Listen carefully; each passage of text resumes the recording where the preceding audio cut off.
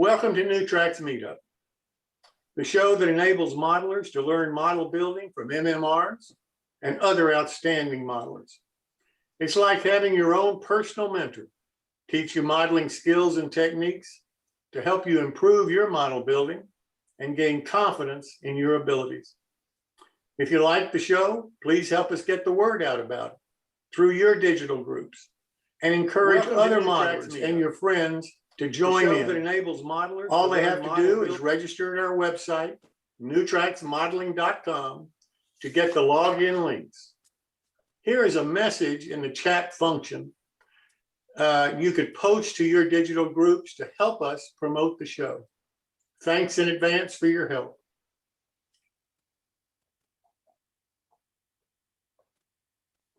Well, thank you so much for being here this evening. We really do appreciate it. I don't know what's wrong with that recording, but we will throw it away and I'll re-record it as soon as Ed has some time because it's not right. I apologize. We have a new website that's going to be put up on the 7th of March. So on the 7th of March, you can go to our new site and re-register. The reason we're asking you to re-register is we're not sure that the old site is going to transfer everybody from the old site to the new one. So to make sure that you don't miss any emails and don't miss any of the shows, we hate to do it, but we're asking you to go back and do what you've done before, and that's re-register on the new site. The new site has the same name, newtracksmodeling.com. And like I say, it will be active on the 7th of March. TC has sent out 2 emails to everybody that has registered so far on the old site. One email asked for your comments and suggestions on how we do the My Builds in the future. And I really hope that you'll give some thought to that. Both the whether we do it as a separate featured modeler kind of show, or whether we include it in some amount of time in each one of the shows, whether we have a limit on how long each modeler can talk about what their my build is in that segment. Whatever your ideas are to improve it, to get more people participating in it, that's what we're trying to find out from you. And we really hope that you'll give some thought to it and send in some emails to newtrackmodeling at gmail.com. The other one was on the roundtables, and it had a lot of suggestions on what kind of roundtables we should do and so forth. The first one that I'm going to try to put together is going to be on control systems, whether it's battery power, DCC, DC, whatever it is. If it's a control system, I'm looking for 4 people to be on that panel. I have 2 names so far. I'm looking for 2 other people. And if you're interested in doing something like that, I would really appreciate it. And again, if you just let me know by sending an email from to newtracksmodeling at gmail.com, then that's where we'll pick up that information. I've had 2 other suggestions that I want to pass out information on and get your opinions about these. Phil Eckert said that on the build along that we're doing with bar mills, he thinks it would be great if we had a prize and had some kind of an actual contest, maybe for the most humorous model, maybe the most unique model, maybe the most imaginative model. He didn't really know, but he's suggesting that maybe a $25 kind of prize to the modeler who did that would be something that we ought to consider. Well, I'm willing to consider it if people are interested in that kind of thing. And I don't know whether you are or not. I get an awful lot of ideas floated, and the ones that I think may have some potential, I'll tell you about and then ask for your comments. And this is one of those. I really would appreciate your comments, not just necessarily for the one for bar mills, but for each one of the build-alongs.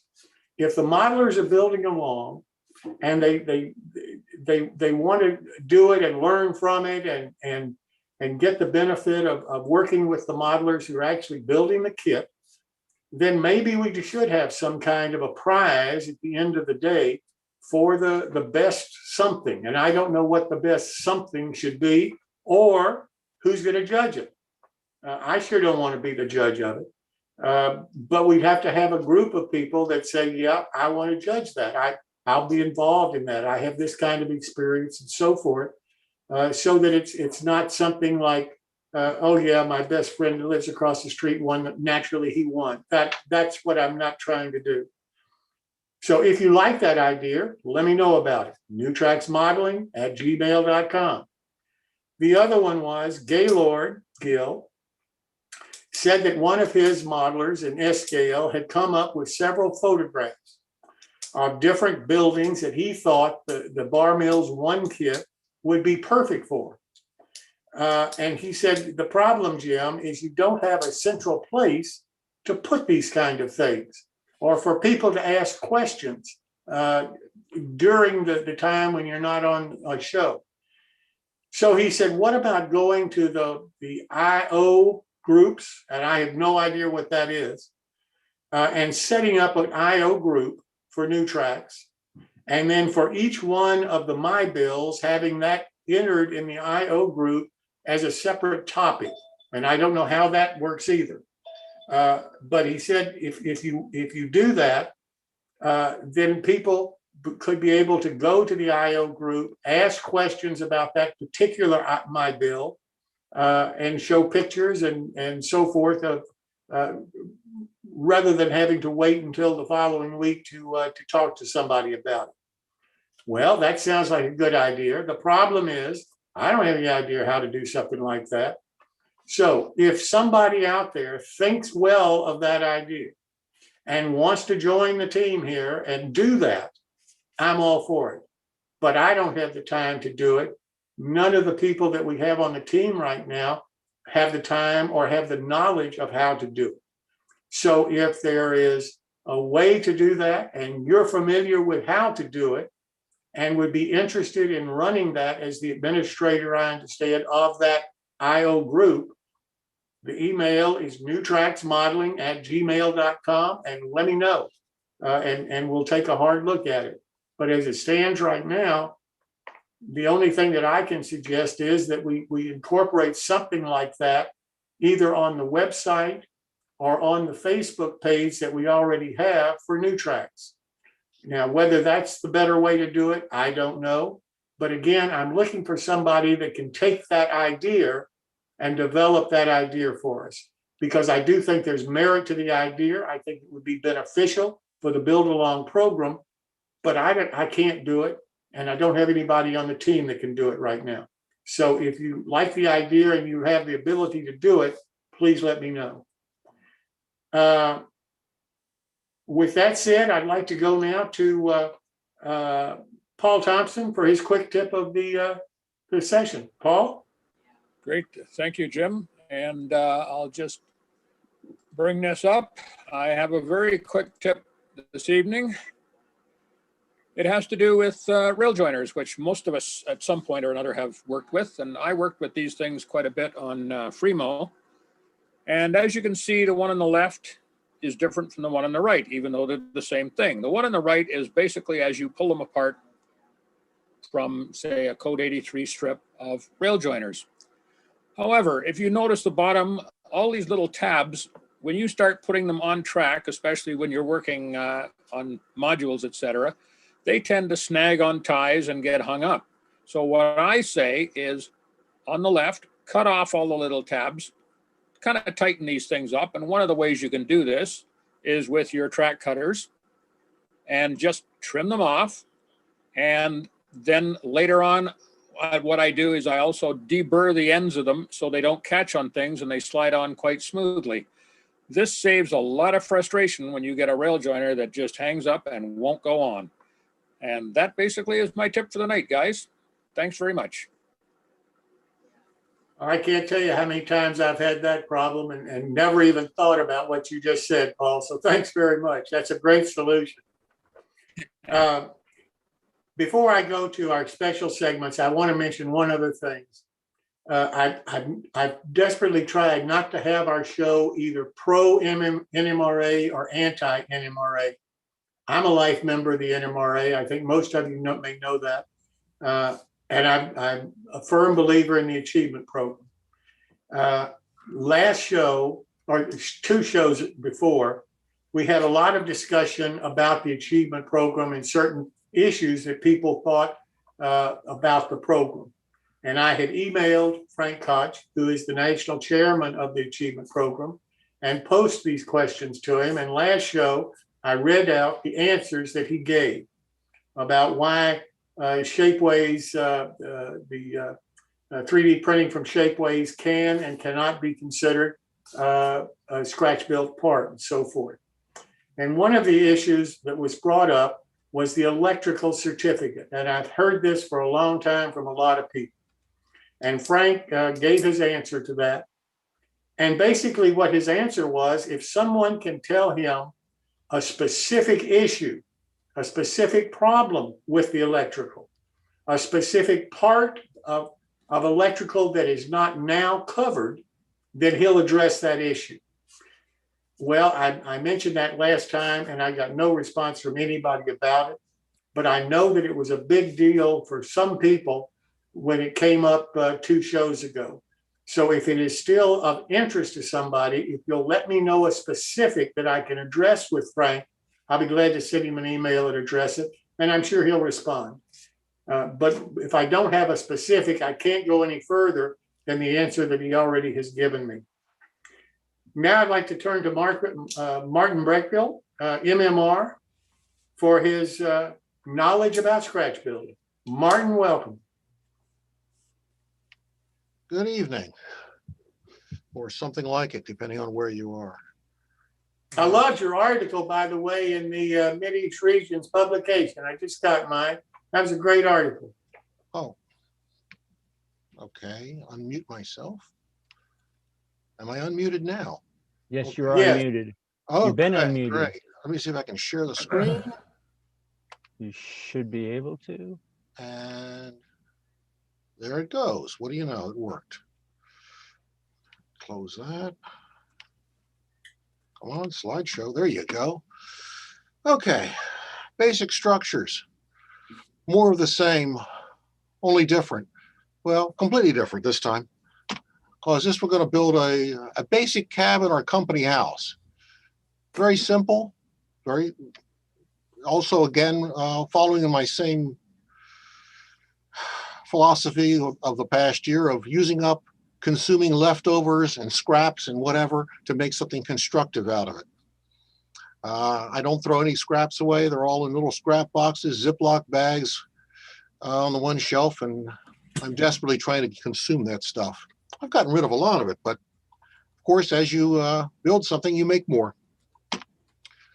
Tonight, we're going to start with this. A scrap of scribe siding, a door frame, a window, and a stovepipe from Banta. I assume that's a Grant Line door and frame. I couldn't begin to tell you because it came that way. I had a shoebox full of windows and doors and stuff. Probably picked it up at a show and just threw it on a shelf, thinking someday I should use this for something. Well, someday came last year. Well, it came about 365 days last year. So I have a lot of consumption of leftovers. So out of this is the starting point and the rest of the scrap boxes. This is the design phase of the whole build. I need a wall that will accommodate a door and a door frame, and a wall that will accommodate a window. We'll see where it goes from there. But first we'll take a left turn here over to, because this last week we talked about scalpels briefly. And these are the scalpels I actually have on my bench right now this week. We got a pair of number 10s. The one with the green on it's the one with the older blade. This is a number, these are 3 number 11s. That's the oldest one with the red on it. This one's brand new. I just like this funky handle because it's kind of delicate, and it reminds me not to stab myself in the hand with it when I'm using it. This little thing here is a number 15. Someone was throwing away a couple of boxes of number 15 blades, and I thought, I'll try them. And I find it really, really useful because you have this little curved blade, but they're really, really useful at cutting stuff off of sprues. So you're cutting freight car parts off of casting sprues. So you can get in there and cut a nice diagonal so you can clean it up nice. And this is a number 22 or a number 23, which is on the bigger handle. So this just gives you an idea the size of these things. You can go metric or not. It's up to you. But those are the ones I use, and this is the work surface I use. This is actually a piece of 1/4-inch piece of glass. It's 20 by 30 inches, 21 by 30 inches. It's 1/4 inch thick, and it's on top of a piece of carpet foam. Keep it nice and keeps it from smooth running around and moving or shifting, and keeps it kind of level. This piece of glass was actually salvaged from a window from my house in Pennsylvania when we rebuilt the windows. This came out of a window that my grandfather built. There's 3 panes like this. So I actually have 3 of these in my shop, this size. Still has the black electrical tape he put on it. Okay. This is how I store cyanoacrylate glue. CA, because people want to know how to store glue. This is just a basic tightly sealed plastic tub, and you can see top comes off, and this, I don't know what this window is here, but this is an open bottle of CA. This blue stuff in the bottom is what's critical. This is a desiccant. It's a color reactive desiccant. It's calcium sulfate, and if it goes bad, it turns blue. It turns blue because the cobalt chloride in it. I'm a chemist, sorry, we have to talk about chemistry now and then. But when the cobalt complex picks up water, it turns purple. So it has a color indicator in it to tell you when your desiccant has gone bad. And if your desiccant's gone bad, it's time to get new desiccant because your CA is going to go bad because your CA is very sensitive to moisture. So putting it in the refrigerator, which everybody keeps saying, it's a great idea as long as it's tightly sealed. And when you take it back out of the refrigerator or freezer, you got to wait until it's back to room temperature before you open it. Because if you open it before that, all you're going to do is suck in a lot of moisture into that cold cavity above the glue, and it's going to condense in it, and it's going to trigger the polymerization of the cyanoacrylate. So you can store it in this kind of container, tightly sealed. You can get a mayonnaise jar from Funk and Wagonall's back porch if you can steal one. But you can store CA in this open for a couple of years, and it won't go bad. And you can buy this blue stuff. It's commercially called Dryerite. You can find it on eBay. People are selling it all the time. It's not expensive. Okay. Hey, Martin. Yes, sir. Do you have a small window underneath your presentation? Maybe that's why it's causing that to move this window away. I've got no window under my presentation. I don't know why that's there. Yeah, it's for some reason it's thinking that there's another window there. I can't even get to the other windows. I'm locked out, but I'm sharing. Gotcha. So we're stuck with that. I don't know why that's there. That's weird. Yeah, strange. Okay, and I wanted to point out glue tips. I use these very long, very, very fine tip that's less than that's about 1/10 of a millimeter inner diameter on the end of that tip. So you have incredible control over how much, because you can see this is crystal clear. You can see the actual flow, and you can actually control it very, very carefully. So you don't make a big mess. The other benefit of this is if you have this tiny little aperture, you're not getting a lot of moisture to go back into the tube either. So this prolongs the life. I leave my glue on my bench for years without capping it or closing it. I just have a glue tip on it and don't worry about it. I haven't had a bottle of glue go solid or go bad in 5 or 6 years. And I've gone through 3 of the 2-ounce bottles in the last 3 years. Okay, back to building something. There's a piece of scribe siding. This is all just scrap wood. Some board and batten. Hey, how big is it? It's big enough for the doorway. Oh, we'll put a roof on it, a reasonable pitch. You put the window here, you could put the window over 2 or 3. Put it, put it where you want. There's no rules. Okay, one thing you have to do here, this is board and batten, you have to take away the battens, because then the casting, if you don't take out the battens, the casting won't fit down flat. So that's just, you to just cut that and cut that out, cut that across with your number 11 and lift the batten boards off with a number 10 blade, and they come up nice and clean. And now your castings fit down nice and smooth. Oh, close-up picture, forgot it was there. So there you go. You can see that they're removed. And this floor, well, you can just see it's pieced together from leftovers, spliced together, glued up, wood frame around it. There's your foundation, front and back, framing all around it. Because from that, well, we glue that down to the floor. Here's that scribe siding again. Front porch. Some more board and batten. Well, board and batten doesn't come wide enough to cover this distance. So you have to edge glue it together. Just got to be careful that you keep the spacing properly, or you're going to have an odd spaced board. It's a nice curl in it, but that goes away when you glue it down. Which you can see what happens here. You glue it down, put a board across the top, ridge boards across here. You're going to glue a roof on eventually. And it's all glued up nice and tight. We'll put a porch roof on. So this is a porch roof. It's a scrap piece of scribe siding. It's a finer size. I think it's a 16th inch. Some scrap, whatever these were, I don't remember.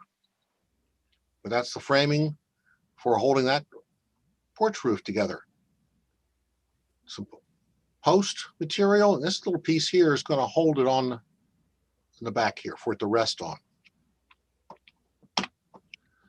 Well, fast forward about 5 frames.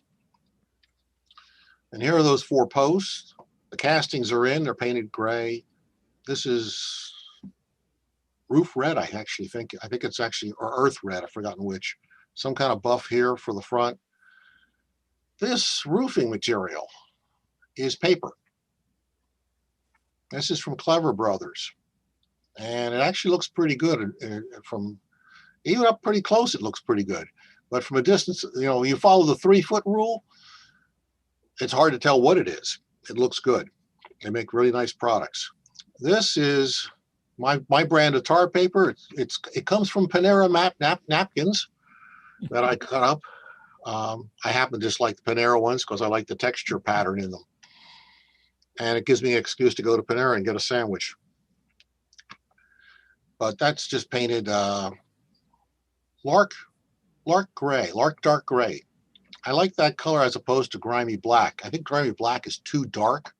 And I like the gray, or the lark dark gray and lark light gray. And there you front view of it. Got to put a bit of black paint on the doorknob so you know there's a doorknob there. And here's that smoke jack. Well, a coat of polyscale steam black. And this is a washer, like probably from my drawer of 632 parts. It just happens to be about the right size to fit around here, so you get a nice flange. Again, you got to carve out the batten so it sits down flush on the boards, but it fits on there nicely. And what secures that is some goo and some CA mixed together. You slide it right in there, hold it, count to 10, it's not coming off. Oh, count to 15 if you count fast. So there's that roof again. And I really rather like this stuff. And when I run out of it, I'm not going to feel happy about it because I don't know if I can get any more, but I think it does a pretty good job at fooling the eye. And if you back up a few feet, it's hard to tell what that's made out of. My wife took a look at it, wanted to know where I bought it. And I said, well, it's paper. And she was very surprised that you could get something in paper that actually looked this good. What's that? What kind of paper do you use, Martin? Well, that's Clever Brothers. I know, but how thick is it? Oh, it's no thicker. It's not much thicker than a regular piece of paper, print paper. It's actually pretty thin. It's a little stiffer. It's a little stiffer on weight, but it's not very heavy. I mean, you can see I've got the edges curled down. Just rub your finger over it. It curls right down. So it's pretty lightweight. So you just cut that out. It comes in a long strip, and you just cut this out. I use a scalpel on a piece of cardboard just to cut it out, and you try not to overlap too many seams. It comes with this roof pieces. That's another long strip. So you don't have to make that up. It actually cuts provided on the page. So it's a really nice product. And I'm done. Martin, I got another question for you. Sure. Ballpark, how much total dollars do you have in that kit in that building? I don't know. I got more time than I have dollars in it. I don't know. The problem is when you buy, this is one of the key things about working with your scraps. Because when you buy a pack of scribe siding, well, you got to buy 2 whole pieces from Northeastern at least. So there's I don't even know what that costs anymore. I haven't bought any in 15 years. Same story with the board and batten. So parts wise, it's a couple of bucks. If this is $10 of parts out of my parts bin, I'd be shocked. But if you have to buy scribe siding and board and batten new, it could be $20. And a pack of paper. Well, you don't have to use the Clever Brothers paper. You can go to Panera and get a sandwich and get the paper you need, and be as frugal as you want on that front. And as for a smoke jack, well, you can make that out of brass tubing too. You don't have to buy a casting. I think one of the future ones, future buildings, I ran out of leftover.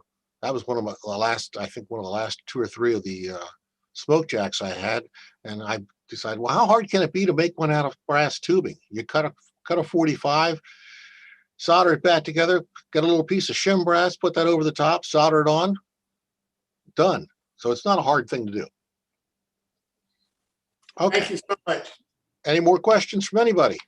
There's where to find me if you need to find me.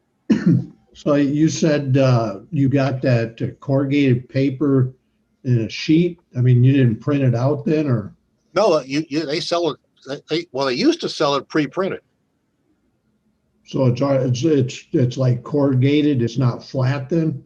Oh no, it's flat. Oh, okay. It just looks corrugated then. Okay. It's really good at fooling the eye. Yeah. Right. Yeah. Yeah, it's they used to sell a lot of different types of roofing materials. I think one of the future builds, I used one of their tar paper, which is really nice. I like Clever Models. They got a lot of good textures and stuff. Yep, they got a lot of. Well, now everything they do, you have to print off.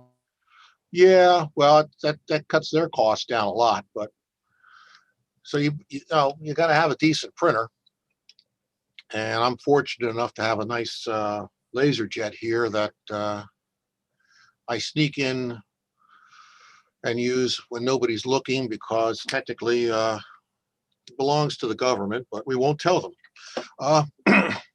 You didn't hear that from me. It didn't happen. Never happened. Okay.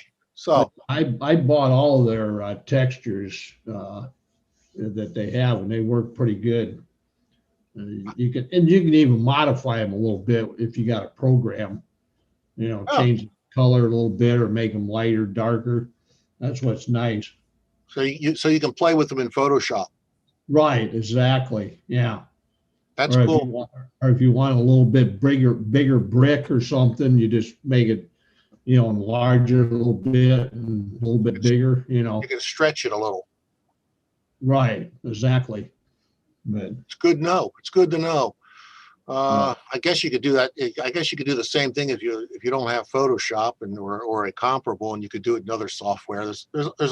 I use several online photo processing sites, which are free, Right. so they're Yeah. handy to have.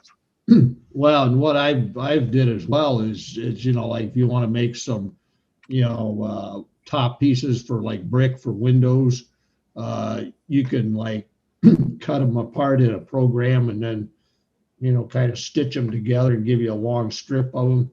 Works out pretty good too. It's good stuff. Good tricks and good products to play with. Yeah.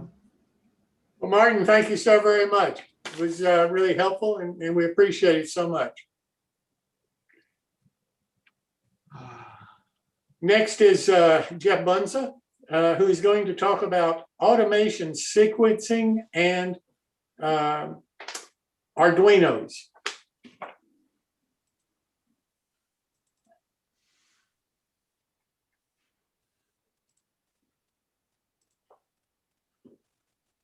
Okay, do you have my screen? Can you hear me? Yes, sir. You can hear you. Okay. When last we left off in our last episode, we were talking about the whole issue of sequencing, and we're still only focused pretty much on lighting.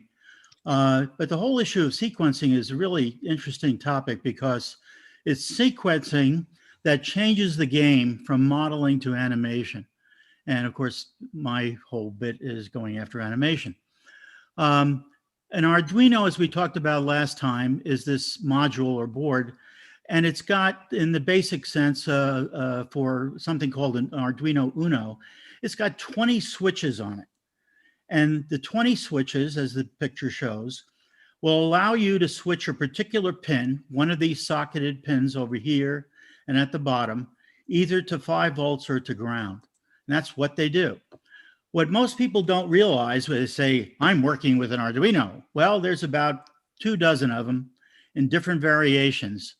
And they all do the same thing in the sense of you can sequence them, you can write what's called a sketch or a program, and they will run and work on all of these. And that is significant because the standard one that I'm using in the presentation today has 20 pins. There's a smaller one called a Pro Mini, which I use probably more than anything else. And it's got 18 pins available. But if you buy them in quantity, you can get them for less than $2 a throw. And being the cheap guy that I am, I want to go after the cheapest thing I could find. An Arduino Nano has 20 pins, but it's got this really interesting thing over here. It's got a connector that will connect directly to a micro USB connector. And the interface to it is this little tiny chip over here. So you don't need anything off the board. The Uno also has a USB interface on it, and it goes to this big hunky thing over here. The guy that's kind of the big guy of the family is the Mega 2560. It's got 70 pins available, 70 switches. There are tiny ones, physically tiny. I like to use them and put them inside models in funny ways. There's a DigiSpark Pro, which is kind of a middling guy. He's got 11 pins, kind of small and relatively cheap, just a couple of bucks. And then if you want to go in the other direction, the newest guy on the block is the Arduino Teensy 4.1, and it's only 37.5 times faster than the Uno or any of these other guys. So it's damn fast. The other interesting thing is that it's got an Ethernet interface built in to the little module. It also has an SD micro card interface built in on the module as well. So it's got a lot of capability in a very small package compared to all the others. All of these can run all of the demo programs that I'm going to show you today, and a lot more than that. So I want you to understand that you've got a whole bunch available, and they all have their trade-offs for speed, size, power, all of that. And in powering the Arduinos, most of them can be powered either directly with 5 volts or directly with 5 to 12 volts or from the USB connector itself. Some of them also have a separate connector where you can put the 5 to 12 volts in, and it's got a little chip on it that regulates it down to 5 volts. You have to be a little bit careful because some of the newer ones are now operating at 3 volts, not 5 volts. And that changes the resistor values that you're going to use if you connect LEDs to these switches. The basic connection that you need is some kind of USB cable. Each one of the varieties that I show you uses potentially a different kind of USB cable. So you have to know which one goes with which board. This standard old line cable is what goes with the Uno over here. Now, a lot of what I'm going to talk about, you're going to get blown by you really fast. So one of the things I wanted you to know about is this link over here on the bottom, which is Getting Started with Arduino. And it'll give you a step-by-step, picture-by-picture way to go and bring all the stuff up that I'm going to talk about. You get the software free by going to this site over here, arduino.cc en software, en for English. It comes in lots of languages. The software is free. It will run on a Windows machine, on an Apple machine, and on a Linux machine. So depending on your flavor of the month, you can handle them all. To set up the tools, it's pretty straightforward. You download the software. Again, it's free. Put it on your machine. The one you want to go after is if you have a Windows machine, is the one that says windows.exe. 1.18.13 was the latest version as of this date. But you can also download the examples that I'm going to show you today from this website here. And that's my website. But if you go to Clinics, you'll find NT5, very cleverly named for the 5th new, what is this? New Trains presentation. That zip file will contain a bunch of different sketches or scenarios or sequences that I'm going to show you today. And it's important that you understand that this is only the tip of the iceberg. You plug in your cable, plug it into your computer, and start running the Arduino editor, which you downloaded up here, this windows.exe Arduino 1.18.13, and away you go. This is what'll come up on your screen. This is the basic editor. And what I usually tell people to do is to know how to go do the most basic thing. And the first thing you need to do is to tell it which one of those little boards you're going to use. So you go to Tools, Board, and you select the Uno. That's it. Very difficult. Then you go and you say, okay, which USB COM port are you connected to? And it'll list the COM ports. And usually if you're using an Uno, it'll come up and say the COM port and then Arduino Genuino Uno. And that, you know, is the right COM port, especially if you're just starting it for the first time. What I ask people to do next is go to the examples under File. So you go File, Examples, 01 Basics, and then you find this little thing called Blink. You click on that, and this is what comes up. Guess what it does? It blinks a light on the board. That's all that it does. Now, why is that important? Because sometimes you mess things up. Sometimes, if you're like me, you destroy the boards in experimenting. So what you do to have this blink around is you basically are verifying everything you've got loaded and working and connected is actually going to work. You then click on the right arrow, which is over here and pointed to by my red arrow, and that will start a little loading bar going down here, this green thing here. And at the end, if everything goes well and no errors are indicated, you have 2 white text lines and nothing else. No colored error lines or anything else like that. And that's how you know you got it through all the way. And if you did that, what happens is the little light on the Arduino is going to start blinking almost immediately. What I then tell people usually to try to do the first time that they go through is look at that program that was loaded, which is right here. It's right here. Now, this is a text editor. I'm not an advocate of teaching modelers how to program. That's a disaster in waiting. However, if you can write an email and edit it, you can go here and you can edit that text to do the following. You can go and change this number here, this 1,000, to something like 80, and change this 1,000 to something like 80, and rerun it by going back and clicking that little right arrow again, go through the sequence and download it. And then what should happen is that it starts blinking considerably faster. So you just would have gone through, edited the sketch, the program, and literally changed it so that it blinked a lot faster. In every example that I'm going to talk about today, you have that ability, and the things you want to change are right at the very beginning, meaning the top of all the text in the editor. And here's the projects if you download that zip that I referred to before that you've got available. You can have blinking lights, rotating beacons, crossing signals, a fire, a welder, building lights like I showed you in the very first entry of this series, a simulation of a black and white and color TV, Christmas lights, etc. All through that. And I'll show you how you get to those later. The significant thing, even though I'm going to show you a picture where there's a mock-up of a TV and loading the sketch for the TV, a bunch of these are what in animation I would label indirect lighting. They're not meant for you to build a little TV and look at the light.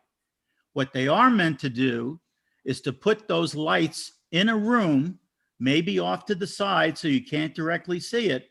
And then when you run those lights and run the little sketch for color TV, it will look like from outside the window as if people inside that room were watching a color TV or a black and white TV. And I'm going to show you a little bit later what the welder indirect looks like as well. All of these are little features that you can go and load. You don't have to even use a soldering iron to put these together. You can use a solderless breadboard and simply push all the connectors from the wire leads of the LEDs or your resistors in here, and then run jumper wires over to your Arduino. So you don't have to go through. And solder things, although ultimately that's really what you want to do. I mentioned before that I always recommend that you have a selection of resistors and you use those to substitute to get the right brightness that you really want. I still recommend that. Here's a set of values that when I do a clinic, we usually provide to people. It's a reasonably good set of values to use. Most of the LEDs that you're going to use, I always advocate using white ones. You don't have to, but this is a good selection. If you've got a 5-volt source powering white LEDs, you'll get a very good range from fairly bright to pretty dim. And let's see if this will go. Here's the barrier lights of that set that I showed you before. A single blinking light in sequence. Notice the switch turns it off. Every one of these has a master switch to disable the animation. Remember the building lights that went very slowly through the cycle and are completely random? Here's the simulation for that with the sketch. This is probably the single most used and interesting lighting animation you could put on a layout. It's subtle, it's in the background, and when people suddenly realize what's going on, they're quite surprised, especially if you don't tell them about it. Down in the corner here is where we have the welder simulation. Here's the pseudo black and white TV. Again, it's never meant to be put behind that, but I did it anyway. Chase lights for a marquee or a movie theater. A different pattern. Notice that the timing is different. Christmas tree. Had to have a Christmas tree. And also you can see the crossing signal down here. This would be the color TV. You could barely make out the changes in color. There's 3 different colored LEDs behind it. Campfire light. Interesting thing about this campfire, it uses a red, a yellow, and a white LED. The white is for the snap, the crackle, whatever, when there's a burst. And it's pretty effective campfire. Imagine these are rotating beacons for a buoy or something. Or maybe atop a police car, or even a locomotive.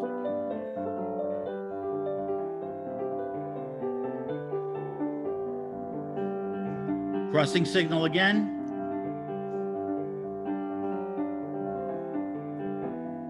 Runway lights for the more modern fellow.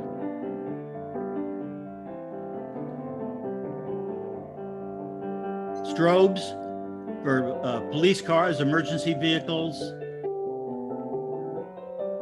And of course, you can go and change the timing on those, faster, slower, on more than off, whatever you want.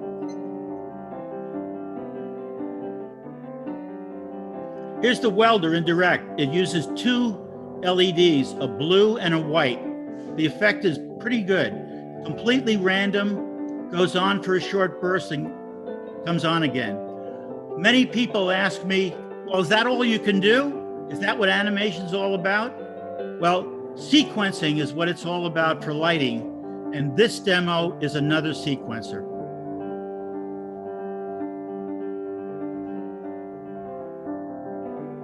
So we can watch a little TV. There's the NBC Peacock. Oh, it's the wonderful world of color. That's a scale TV, HO scale. It represents a 26-inch model that was new at the time from RCA, either in 64 or 66. I don't remember the year.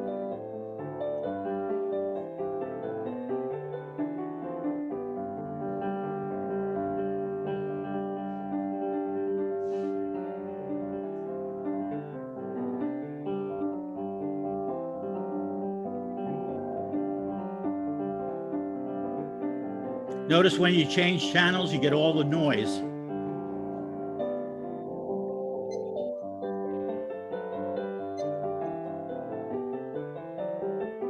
Those are actual TV clips that you can grab off of YouTube and rework and put in yourself.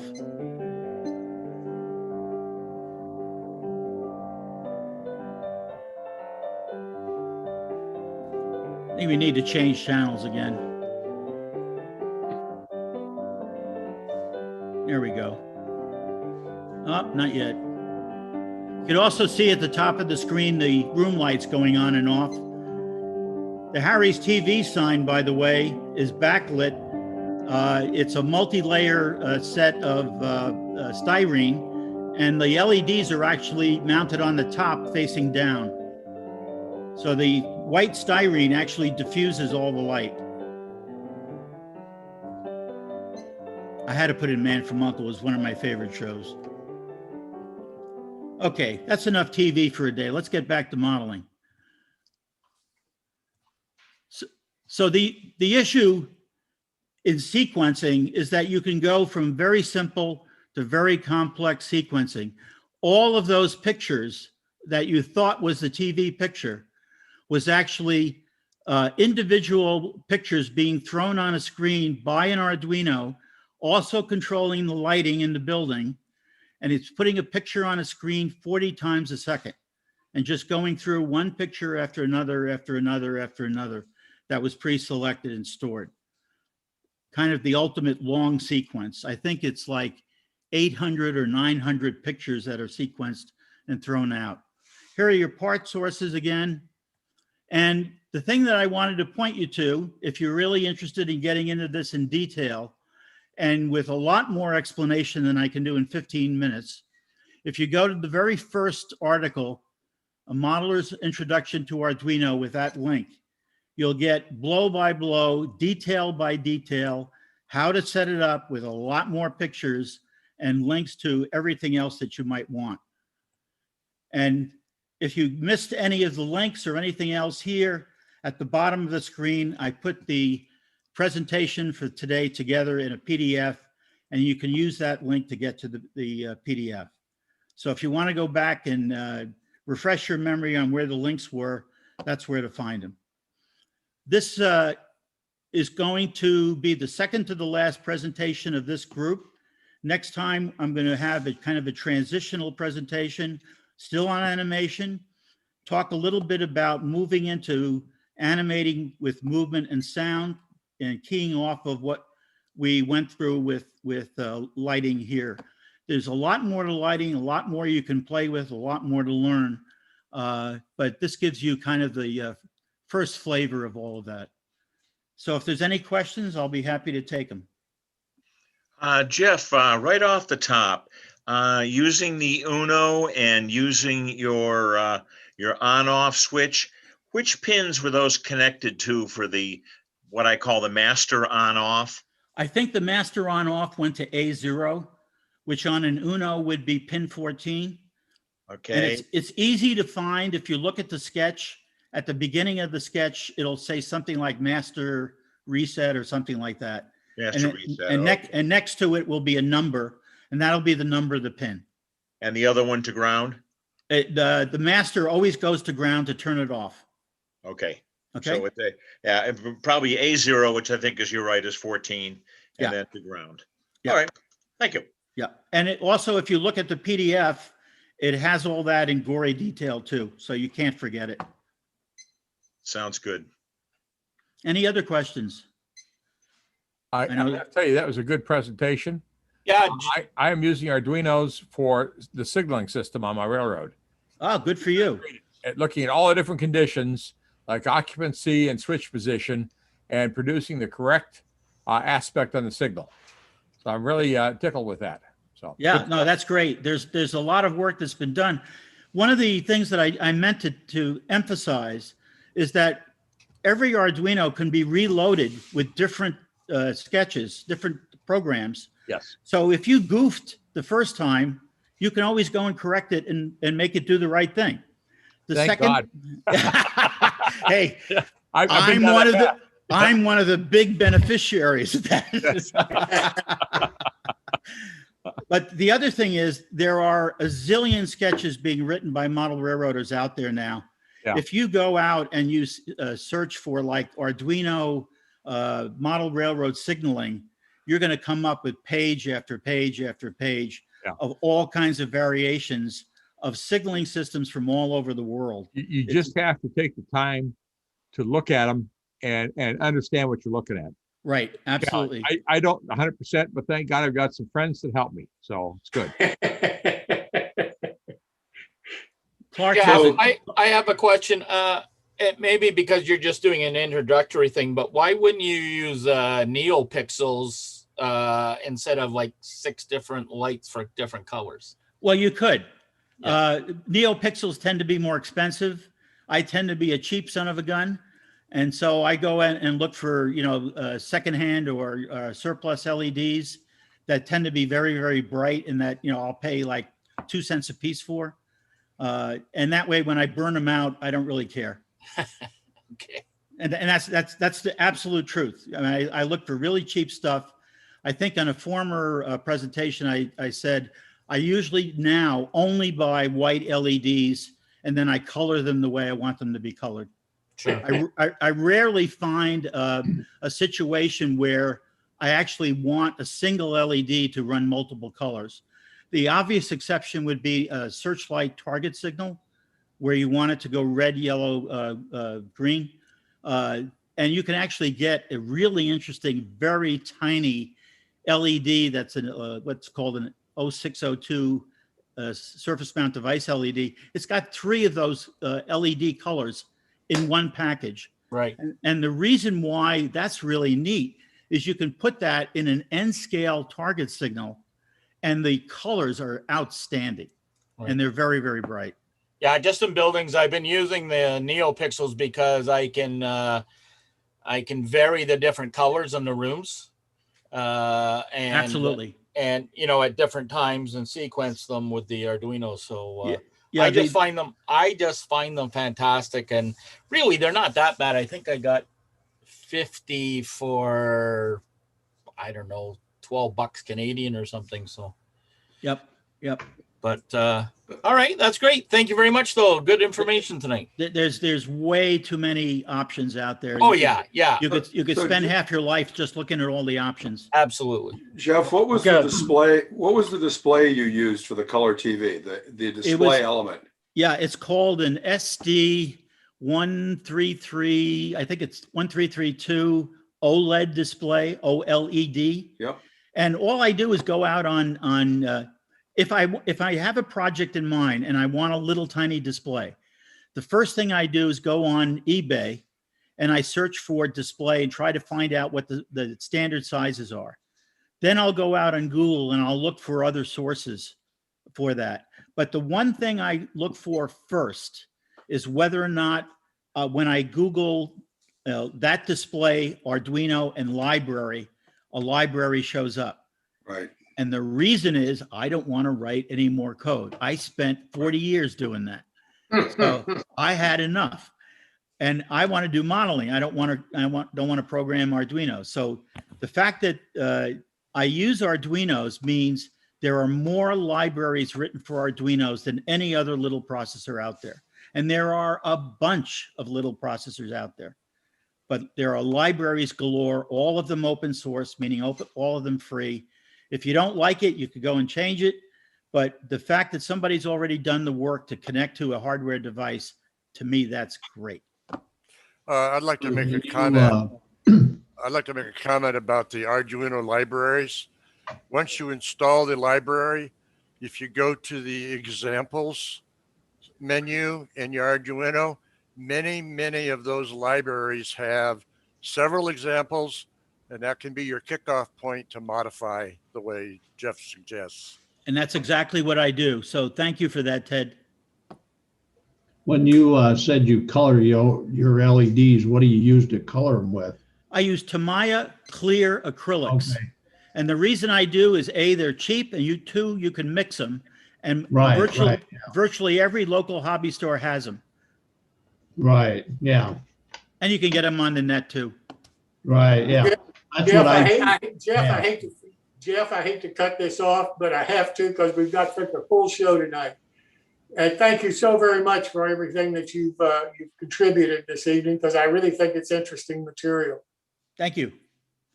I do want to point out one thing though before I could go on. The people that we have doing these, like Martin and Jeff and Bill and the other people that do our special segments, and they're very short, I admit. But the people that are doing this really do spend a lot of time and effort putting these together behind the scenes that we never know about.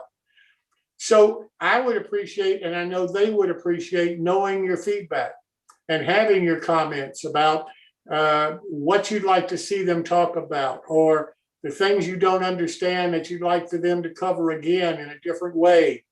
Any comment or suggestion you have, good or bad, we'd like to hear from you.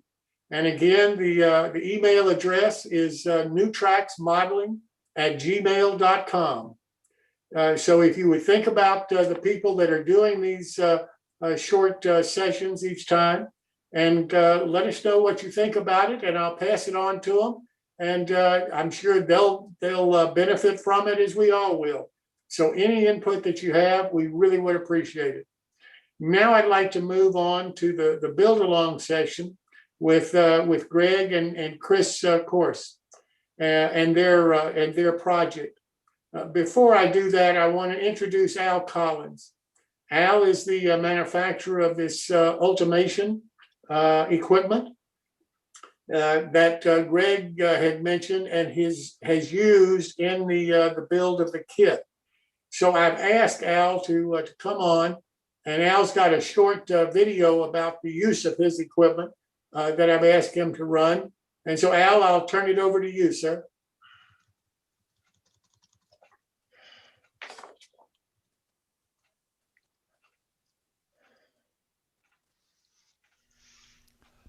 Hello, Al Collins from Automation. Today I'd like to share with you the attachment that we've made for our sander called the repeater. And as the name implies, it's an attachment or an accessory easily added on to the sander, allows you to reproduce any part you've made over and over again with the exact same accuracy. There is an excellent video on our website that shows exactly how to install the repeater and how to tune it up. To demonstrate the repeater today, I'm going to use my Hunterline snow shed kit once again. I've always liked this for demonstration purposes. It has 380 plus angles in it. Some of the pieces of wood have 3 angles. Some are compound angles. And without a method of accurately being able to reproduce these, the kit would not go together nearly as well as if you had that accuracy. And it then makes a beautiful kit. So the first thing I like to do in anything like this, a trestle or a bent or a snow shed, is make a very sturdy template or jig and get all the verticals in at exactly perpendicular at 90 degrees, or any horizontals in place. That way, if you are reproducing any pieces or angles that are supposed to be the same on both sides, if you have a parallel square base to work to, then it will work out fine. I'm going to work on these diagonal braces here. There's a finished one that sits in like so. There's 44 of these on that kit. And once we've made one perfect sample, we can make another 43 perfect pieces.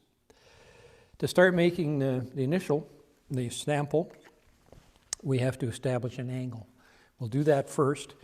High school, junior high school,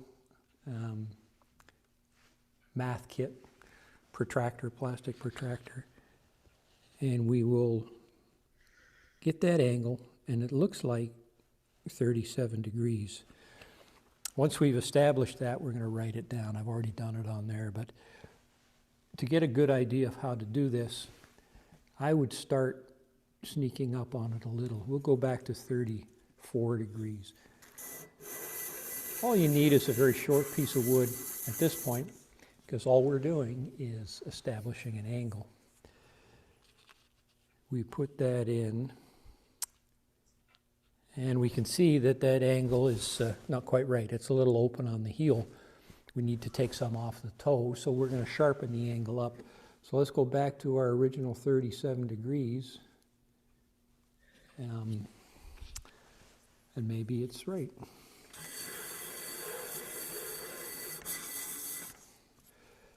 If you notice when I'm sanding, once you've got to where you want, if you just back up a half a turn, that'll get rid of the majority of the fuzz, which is inherent to a disc sander.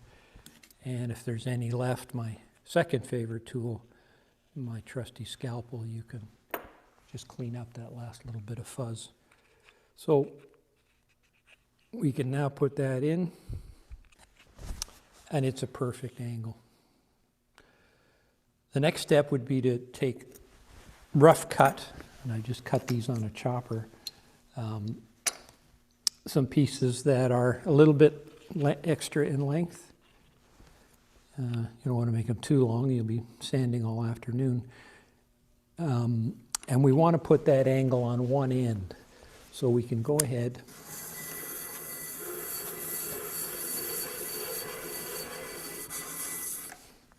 and put that angle on all the pieces, all the 44, make a couple extra if you like. And again, good idea to put a little X on the finished end so we don't end up inadvertently working with it when we shouldn't. We now need to establish a length. We can insert this back in, and we can see here that we're just, well, pretty close, but we're about a 1/16 of an inch off. So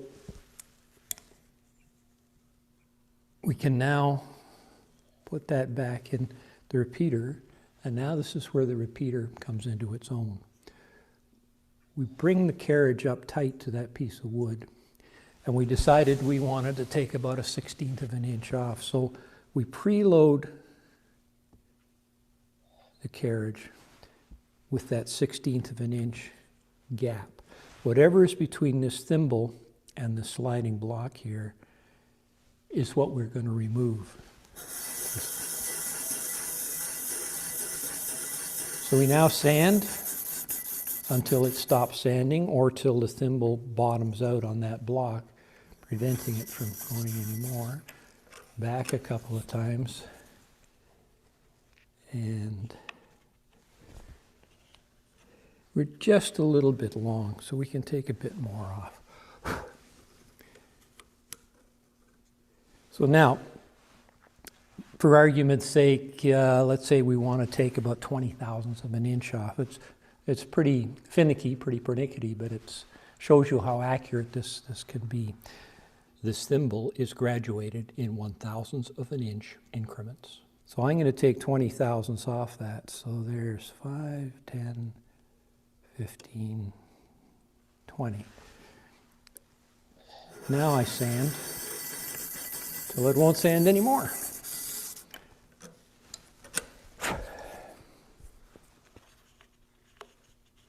We are very, very close. You can open up that gap a little bit more, or you can simply put that in, and with a little bit of pressure on it, and take a few thousandths off the end using that rubber disc in there. Remember the blister on my thumb? Like that. That's all you need. The hard part's done. We take that, we mark it. I got one here I wrote on sample so you don't get confused. There's the sample. Now we put it back in the machine just to make sure the machine is set properly. Then we can continue to make numerous pieces. Now we can take any one of these diagonal braces and we find they're all exactly the same. Now you can go ahead and make 44 or 144, or if you want to build a trestle halfway across the basement, you can do 1044. Very quick, machine is set, and they can be done in no time. The last step on this particular one is you can see there's little cleats that support those cross braces. So if we wanted to put that cleat on, 90 degrees minus the angle we already have leaves 53 degrees. That's the reciprocal angle, if you like. We set the repeater at 53 degrees. This can be done by hand. We don't need to just do a little bit.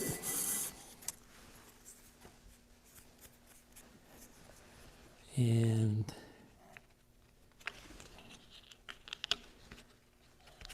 now we make that little cleat. So this cleat is a bit long. One of the, oh, wait a minute, here it is. Still a bit long. Anyway, there's a 90-degree default built into this sander. So if, in this case, we just wanted to trim up 90 degree on the end of something, we can do it there. And there we are. Perfect job. This can now be set back up in the repeater. We want that there. We slide that to there, and we can go through and put that angle on all 44 pieces. Perfectly square, perfectly accurate, fits every time. There's numerous things you can do with this little attachment. You can do small pieces. These are like braces for timbers. Smaller, tiny pieces. These are cross bracing for a narrow gauge boxcar. Simply by rotating every flat, you get a nice straight point, even a nice chamfer. The beauty is that it's accurate within half a degree, a couple thousandths of an inch, and it's repeatable accuracy. So thanks for watching. Stay tuned. I think maybe next time I'll actually build a friend of mine's building a big trestle, so I'm giving him a hand. I think I might get his jig, and we'll just go through actually building a trestle. So thanks again, and stay tuned.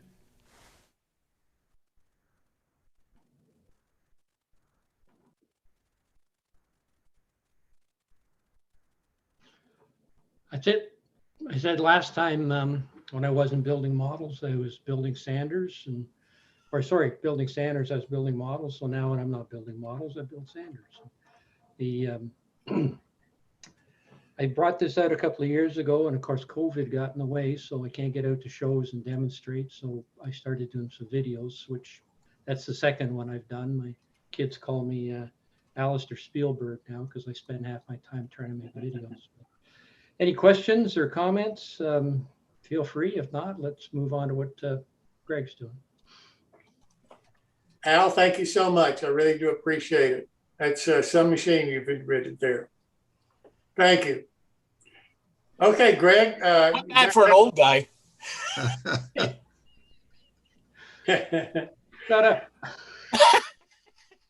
Okay, Greg, it's up to you and Chris now to talk to us about building along the structure from Conowingo models. All right. I should be unmuted, and I will be getting this started.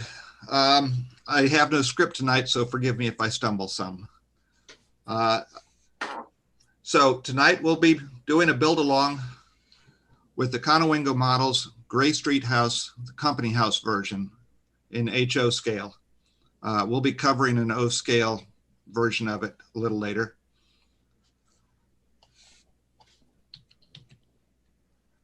Tonight, we'll be doing part 2, bracing the walls and building the base for the kit. I'll be covering techniques that any modeler will know. Here's what I'm doing with this kit. The first thing you'll do is unpack the kit when it comes. On the left, we have the Gray Street House as it was first introduced, and that's also the way the O scale kit comes. On the right is the way the company house version comes. That includes the porch and the base, the foundation. I usually start by sorting out my strip wood. In this case, we have some bracing for the walls, the corner bracing, and some flat trim to go on the walls. You'll start by cutting out the walls, and you'll want to cut them carefully. There's a couple thin parts, especially over that door on the back wall. One thing I do is orient the clapboard. In most cases, you don't have to worry about it. You'll have a door or a roof or something that makes it obvious. But in some cases, like the upper story back wall on this one, it's identical right side up and upside down. So I'll put a mark on the back of it so I don't put it in wrong side up. You'll want to clean up the edges of your walls. You can use a sanding stick for that or a file. What you'll be wanting to do is get out all of the little nubbins from where you cut it out of the carrier sheet and clean out inside the windows.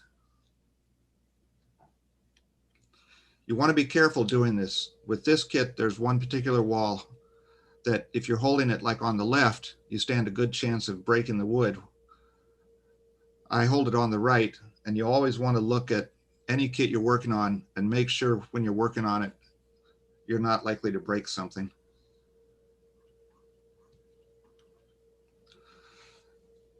I do have an Ultimation sander, which I absolutely love. This is before I put the repeater on it. It makes jobs like this a little easier. It's not required for this build, but I would definitely say that if this interests you, you look into it. The next thing I'll do is measure my strip wood for the bracing. Then I'll mark it where I want to cut it. I'll go through all the bracing and mark it before I start cutting them.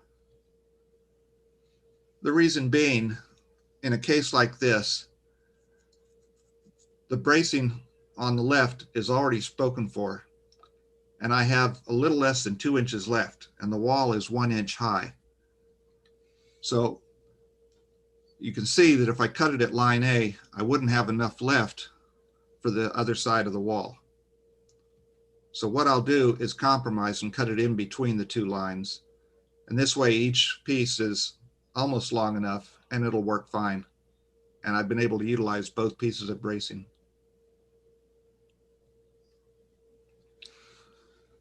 I use a chopper when I cut my strip wood.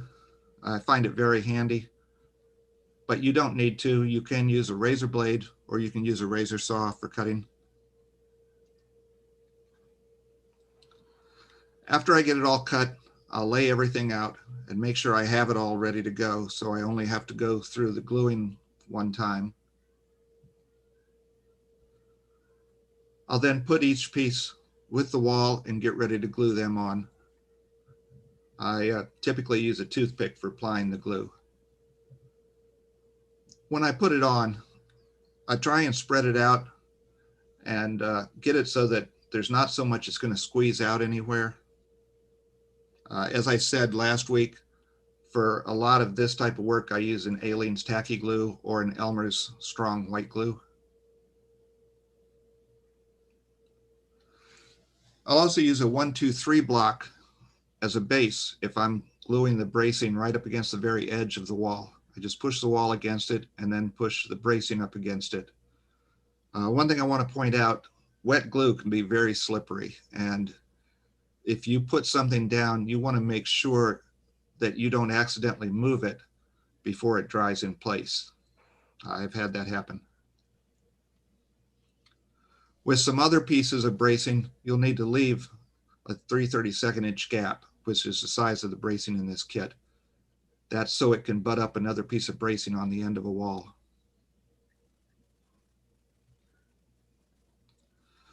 One thing that I do, whether a kit comes with a ridge beam or not, I'll leave room to put one in and just use some scrap strip wood to do it.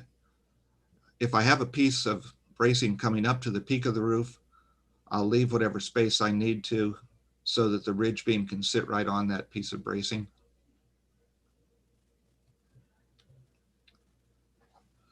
Then once I get the pieces glued onto a wall, I'll weight them down with a 1-2-3 block and let them dry while I'm working on the rest. Once we have all the bracing glued onto the wall, we're going to set them aside and we won't be using them or touching them until the next week. The next thing we're going to do is start on the base for this kit.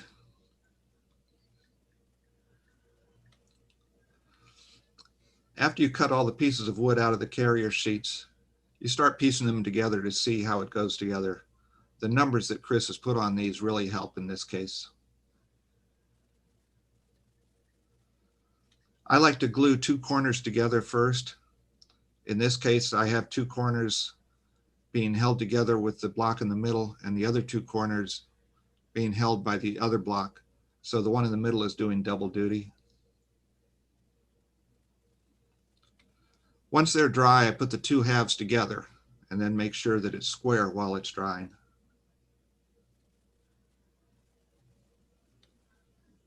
Once you've glued all the pieces together, this is what the completed base ends up looking like.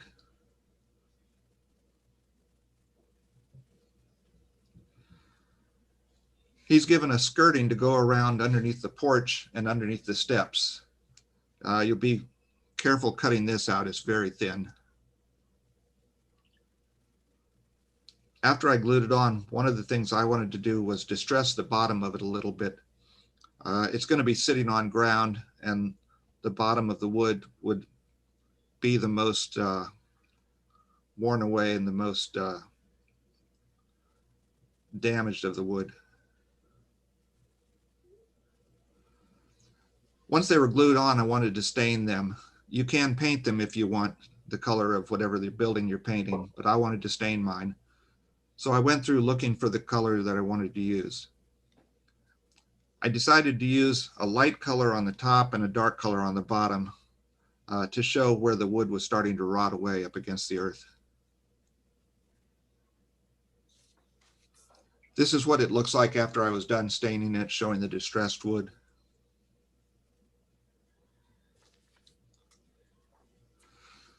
The next thing we'll be applying is the brick veneer. This comes on a sheet of paper that's embossed. I find it really easy to use the mortar lines for cutting it out. You get a nice straight line that way. First, you want to measure how high it is you need. And don't always assume that the edge of the sheet that you get is cut straight. I'll usually cut off the top edge before I start measuring down and cutting what I want. Once it's cut out, I'll just use white glue and glue it in place. I use clothespins to hold it while it's drying.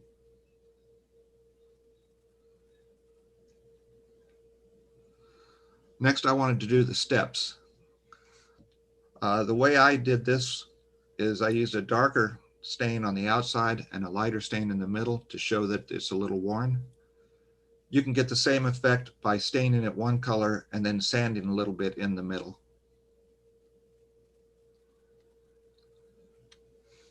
Then I started attaching the steps. There's two places where they go. One thing you want to do when you're putting on the back steps, put the back wall in place to see where the door might go, and make sure your steps are wide enough that if the back wall is just a little bit off, that the steps still cover where the door comes out. I made my steps just a little oversized to make sure of that.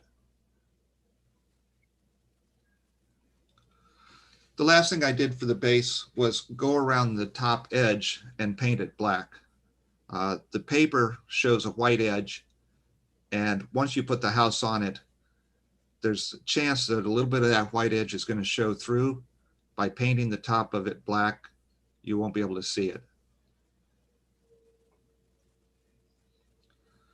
So this is what the base looks like once it's completed. We've got the steps in place, and I've got the black paint covering the top edge of the white paper all the way around. And we have the wood siding put in the front of it.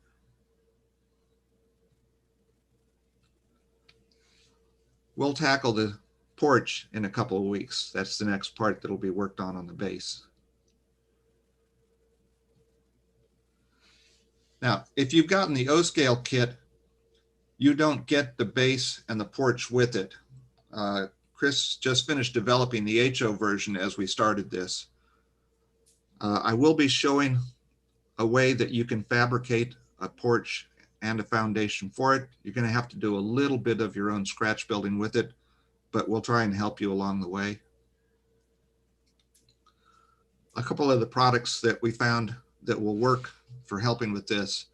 Railscale Models offers a brick foundation in O-scale, and they also offer some O-scale stringers and steps. The foundation that he offers comes in a variety of heights, so you can pretty much set it any size you want. These products are also offered from other manufacturers. You can look around. You could also build something your own if you wanted to, but this would make it pretty easy. I've used the O-scale steps from Railscales before on a previous build, and they're very well made. They come out very nice, and there's enough there to probably last you 10 or more kits unless you're building a second story landing. This also shows the foundation that's available.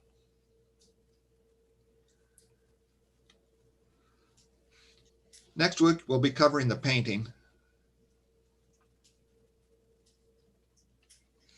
And I'm going to ask Jeff to say a couple of words about the lighting. He's gotten one of these, and he's going to be talking about how to light it.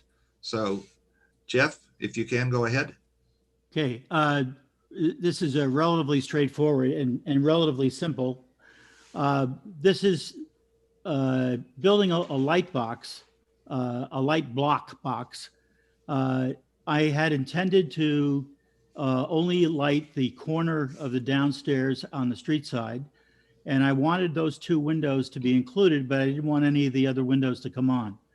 So I simply got out my scissors. I like working with paper or card that's opaque. And this just happened to be next to me. It's an old corner of a Athearn Blue Box kit. So I just cut it out to that dimension. I didn't get it right the first 3 times. I kept cutting until I got it to be what I wanted it to be. But you could see how you're going to wind up blocking the light out for those 2 windows in the corner eventually. I'm not particularly concerned about the bracing because with a sharp X-Acto knife or scalpel or what I typically use, believe it or not, are a brand new pair of side cutters, which I keep only for paper and soft wood. You can go and snip out whatever you need to fit it. And if you still don't do it right, you can simply take glue like Elmer's or Eileen's, run like a caulking smear on the corner, and then paint over it to do the light block. The one thing I blissfully didn't account for, because I didn't think I'd need it, was the flooring, because it's got the foundation beneath it. But it'd be just as easy to put a piece of paper underneath that to simulate that and block the light out there. I'm trying to show you just what the idea is here to create the block inside the building. And then I'm looking at whether or not I'm going to light up the window up here in the front as well, but only that front window. But anyway, the idea is to confine the light so that you can turn that on or off only for that particular room. And that's prep. You don't really need to do it now, but since you're working with outlining the way you want the building to be in the future, and you're going to get to painting it eventually, it's a good thing to think about right now. Again, because it's a basswood building, I typically like to use a light grade of cardboard to do the light blocks inside. Okay, that's it. All right, so that's the end of the Conowingo Build Along Part 2. If there's any questions, and like I said, next week we'll be covering painting.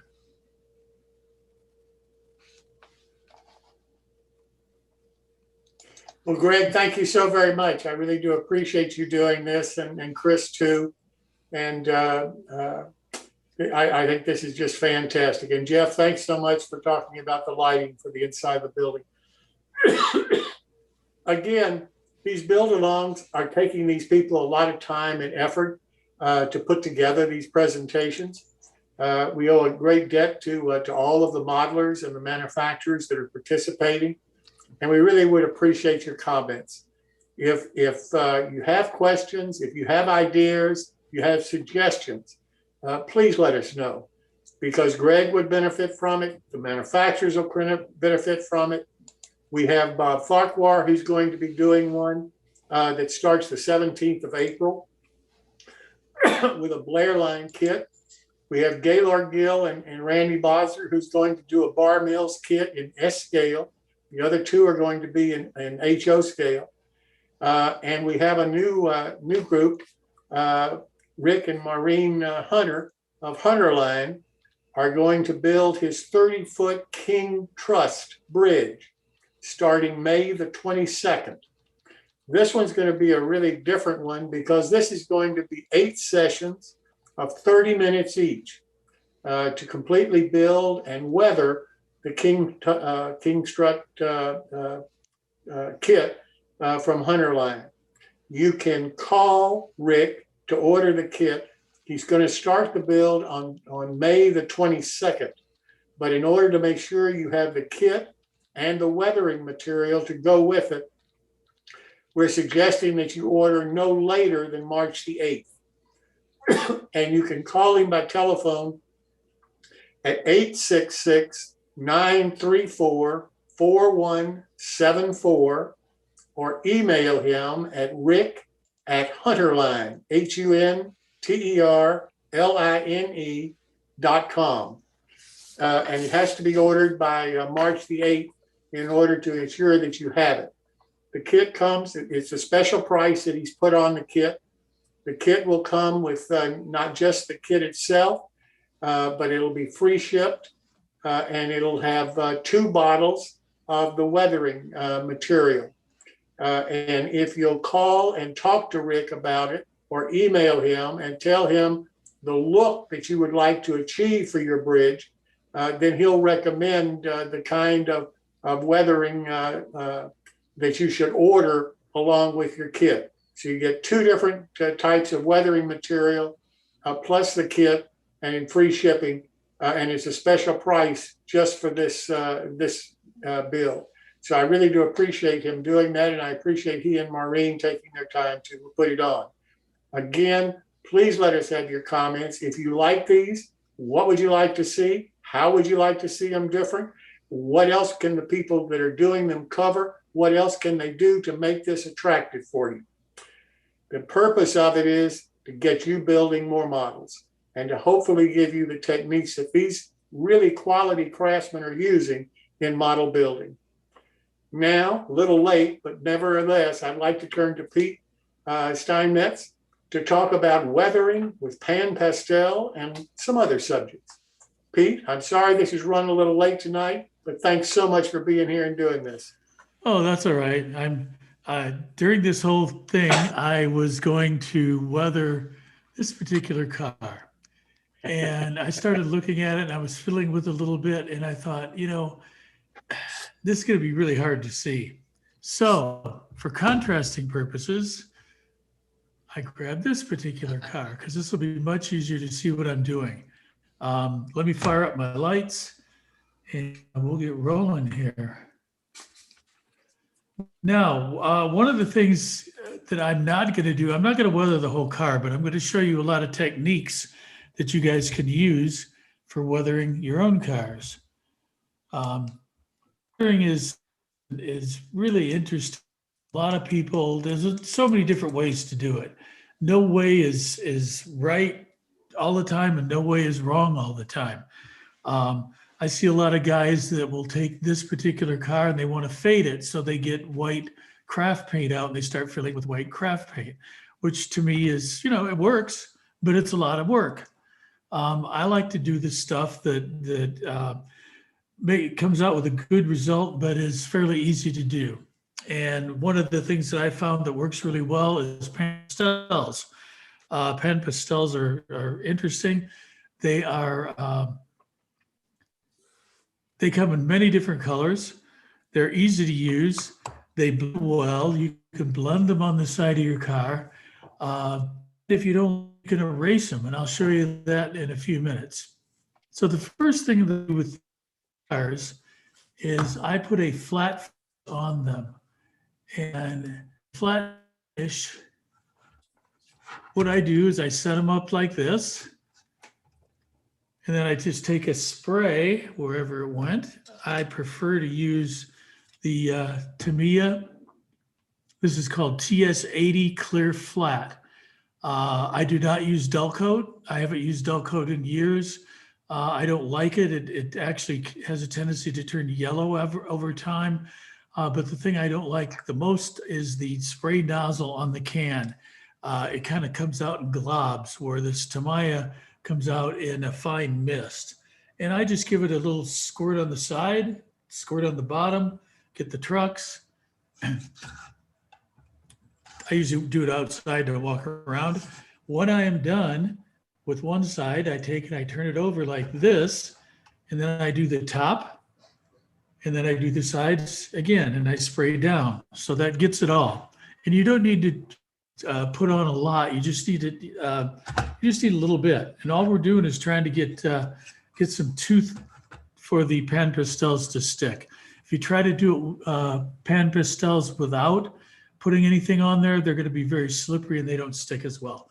You put the flat finish on, and if you have problems, you can just take it right off. You can blend, it sticks well. And the other thing that I don't do, that a lot of people do, I don't seal it at the end. I handle my cars kind of like this, and I've really never had any problems with the stuff coming off. Now, pan pastels is what I use as a base. And this particular car, I've got some funny colors that I bought. I kind of went OCD on Pan Pastels that I bought colors that I may and never in the billion years use. I've got this nice red here. I haven't used it yet. I just opened it just to see what it actually looked like. It doesn't really fit anything that I've got. Maybe a GM&O car or something like that, but I still have it just in case. I bought this particular green color, which is kind of funny looking, and I bought it to do BN green cars, to do a fading on them. It worked really well. Color is called chromium oxide green shade. It works great. Now we're going to try it on a much lighter car. This is the New York Central System Jade Green. This is an AccuRail kit, so it's kind of a shake the box a little bit, but they turn out pretty well. So to do this, start from the top, and you don't need to be real precise on this. So it's both, if you can see this, it's both fading it a little bit, and it's also giving a little bit of dirt color to it. Now to fade the lettering very, very lightly. You don't have to put much pressure on this. You're just dragging this across. And you ask, what are these little doodads? And I can answer that very quickly. These are eyeshadow applicators.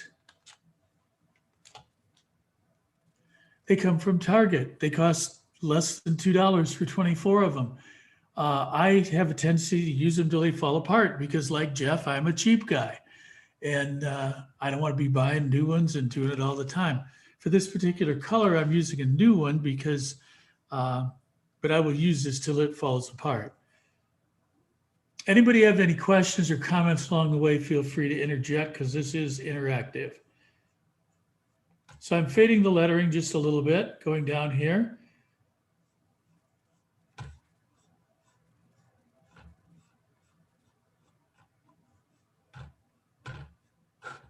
I always start at the top and drag it down because that's the way the weathering patterns will go from top to bottom, except when we get into what splatters up. Just a question. If you go too far and you find yourself going over like the white reporting marks or the lettering that you might need for an operation. Yeah, you mean like this? Exactly that. You went too far. What do you do now? Oh, that's a great question. I have a nice gummed eraser that I use.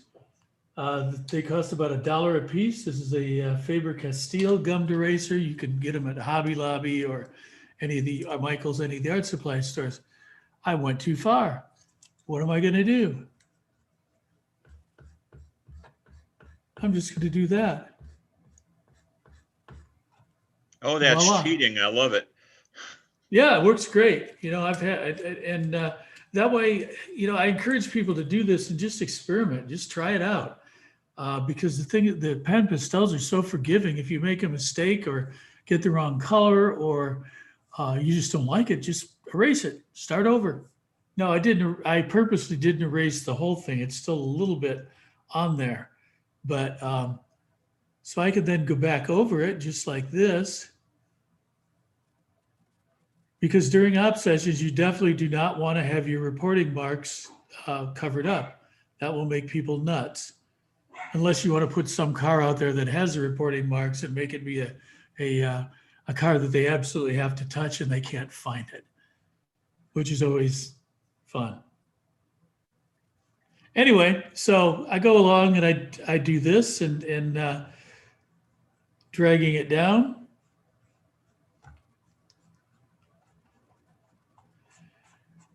But the bottom's going to look different because all the stuff kind of fly up from the track and the wet and the grime and the slime and all of that.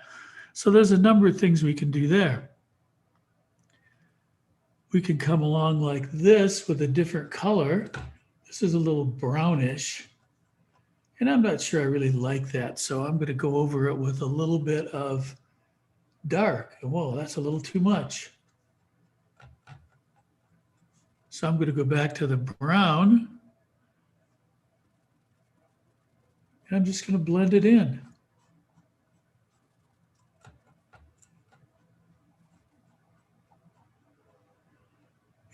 So what I do with this, I got one color on one side, one color on another side, and then I could use the edges to either blend them or I can add another color to it.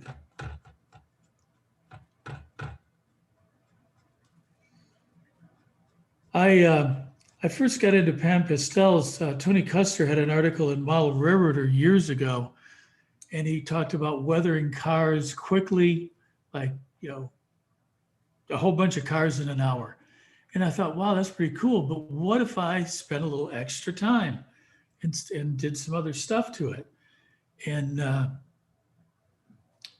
I did. I spent some extra time and I got some photos, used a lot of photos, and just went over stuff. Now, another thing that I really like to use, and this is a whole nother clinic, this is the AK Interactive weathering pencils. They come in you can either buy them in sets of 3 to 5, or you can buy the full box, which is 37 colors.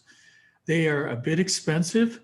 I used to use the Carbothello and Prismacolor pencils, which are just basically art pencils, and they worked okay. They were fine. You definitely needed to have, they didn't work well on slippery surfaces, so you needed to have a flat finish. But then I found these guys, and I couldn't find them in the US at all. And I had my friend Martin Wahlberg in the Netherlands get me a set because I was going to be over there. I happened to be there actually when this whole pandemic shutdown started. But anyway, I also weathered a car on an Air New Zealand flight from London to LA on a tray table. I actually drew a crowd of people wondering what I was doing. The light was absolutely the best light ever. I think we were 36,000 feet. Man, that was just awesome. I control the light with the shade. But anyway, so I got these guys and I like them a lot. They're definitely worth the little extra money. They very subtly, this is a one called medium rust, and I'm just running it down the rivet lines because that's where rust would accumulate. Okay, I hope you guys can see this. It's a little.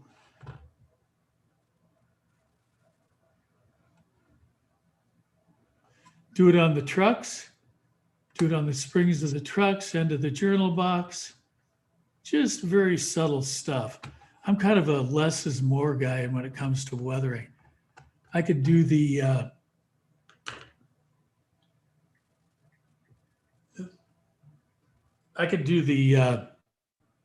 darn, my phone keeps going off. Kids. So I could do the rust bucket cars, but how many rust bucket cars do you see out there? You see what percentage of rust bucket versus regular cars. And I'm more of a transition modeler, so I don't really get into the graffiti that much. I did years ago when I first started doing this and thought I was hot at this. I put some cars out. These are N-scale cars, and I weathered them and I put them on eBay, and I put them on for like $20, which meant I was getting about 10 cents an hour for actually doing these things. But nobody bought them. Nothing, like crickets. So what did I do? I went back and I got some graffiti decals and I put them on there, and every one of them sold. Just using just old graffiti decals. So I do the rust, a little bit of rust here, a little bit of rust there. The neat thing about this is it's you want to be accurate, but you don't have to be too awful precise. I recommend working with photographs. There's so many photographs online, and you don't need to find the car that's an exact match. If you do, nice, but you just need to find something similar. And I find them all the time. I mean, so I can find an old funky green boxcar. I can find boxcar red in pretty much anything that I want.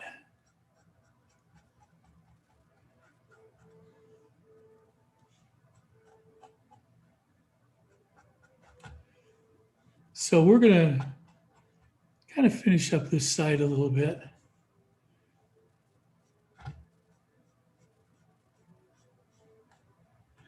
And we're going to move to the bottom of the car. And I like doing the bottoms. Bottoms are fun. So I just put this on here, and I'm not really, I'm just kind of slopping it on for right now. How do you deal with the ladder rungs? That's a great question. Man, these questions are just awesome tonight. I'm going to show you that in just a minute, because this guy does not fit in there. Not real well anyway. And I'm kind of anal. I want it to look good. You know, I don't want it to be half bright and half not bright. So what I have something called color shapers. This is a little rubber tipped doohickey, and I am going to go in there and I'm going to get right in here like this with my color shaper. And then I'm going to go along here.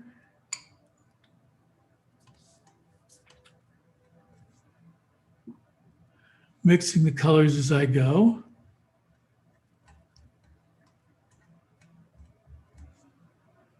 Now you guys are going to say, well, where do you get these? I will show you in a moment. They come in different tip shapes. This is hard to see, but the tip shape is kind of like that. It's not straight up and down.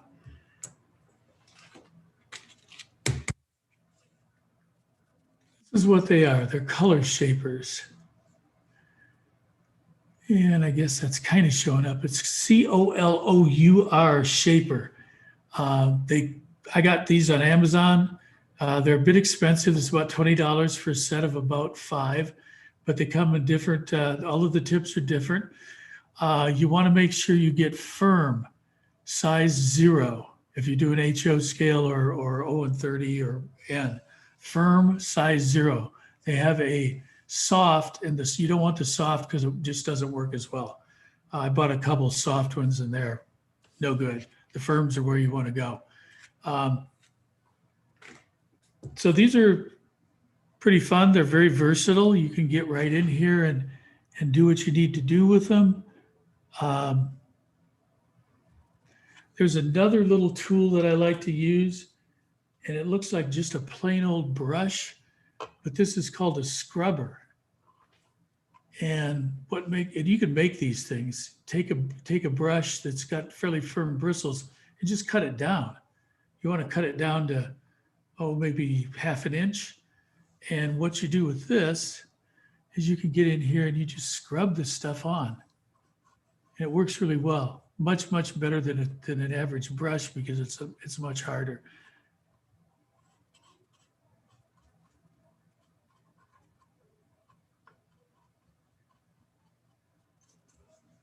So, and you can also use it, it'll get into the cracks and crevices real nicely too. So now I've slopped it on, but I haven't pushed down, so it's really not on there very much. So what I'm going to do is I'm going to go over it a little bit with this, and I'm going to not only blend it, but I'm going to get it to stick. Now, as you can see, a little bit of it disappears, and that's quite all right.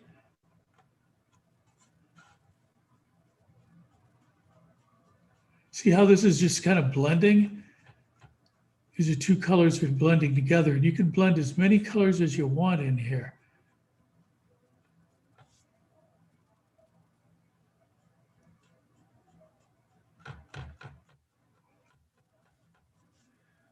And we get in there with some grays. And I am going to do a different gray, a little bit lighter.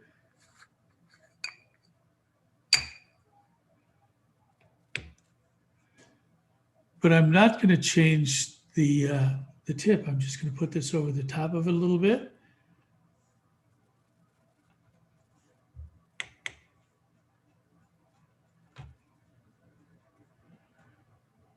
So right here, you can see this. We've got 3 different colors on there, all nicely blended together.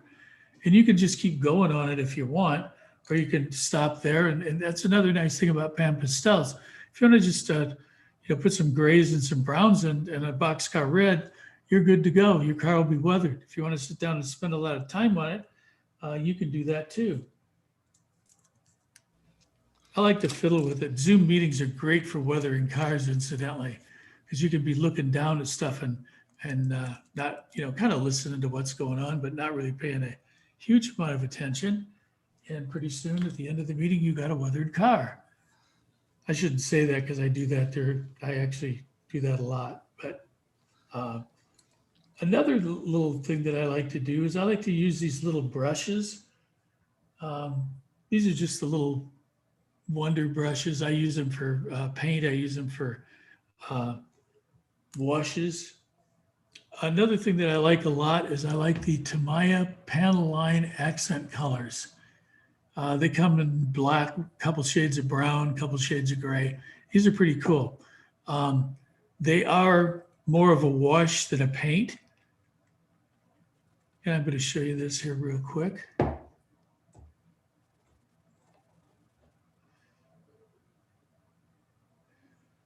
So I'm going to pick out a nice spot here. We're going to do some of this on this truck.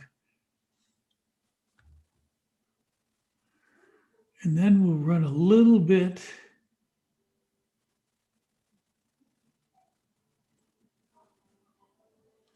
But see, that's a little bit too much. So what do?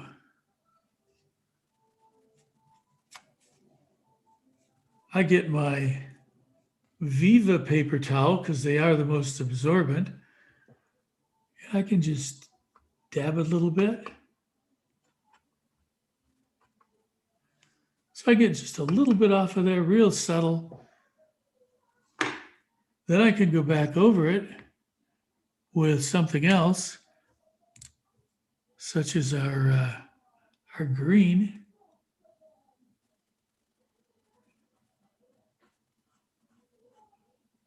It just kind of blends it in. I use the panel line accent colors a lot also on the roofs. Another neat place to do them.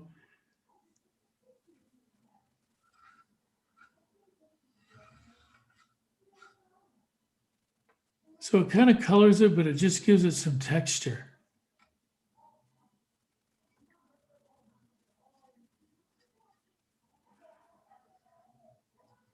And you just want it to be random. You don't want it to necessarily be all real dark or all real light. Random is good.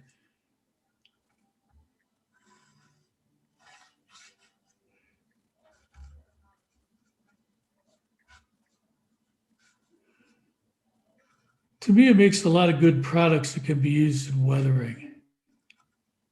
And they're very easy to find. With the lack of train shops around, there's a lot of places that do model kits. And they'll have as Jeff said, they have that clear for doing your LED, for coloring your LEDs. They have all kinds of cool stuff. Wheels, how about wheels? One of the things that I like about doing wheels, I like to use this Floqual enamel paint marker. I don't think you can actually get these anymore, but there's a number of different companies that make enamel paint markers.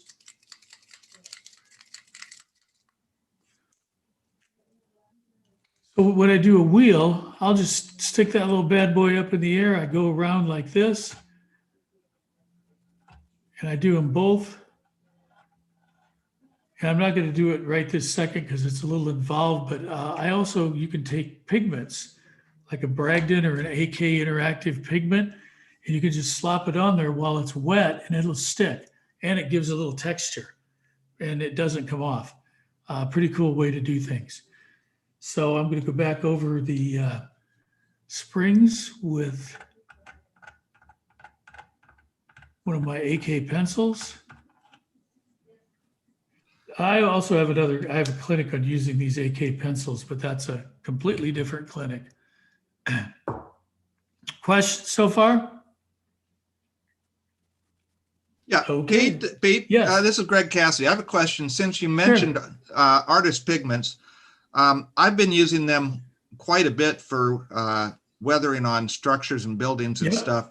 But some of my friends are using pastels, the Pan Pastels. Yep. How do you compare them? Are they somewhat interchangeable, or if they're different, how are they different?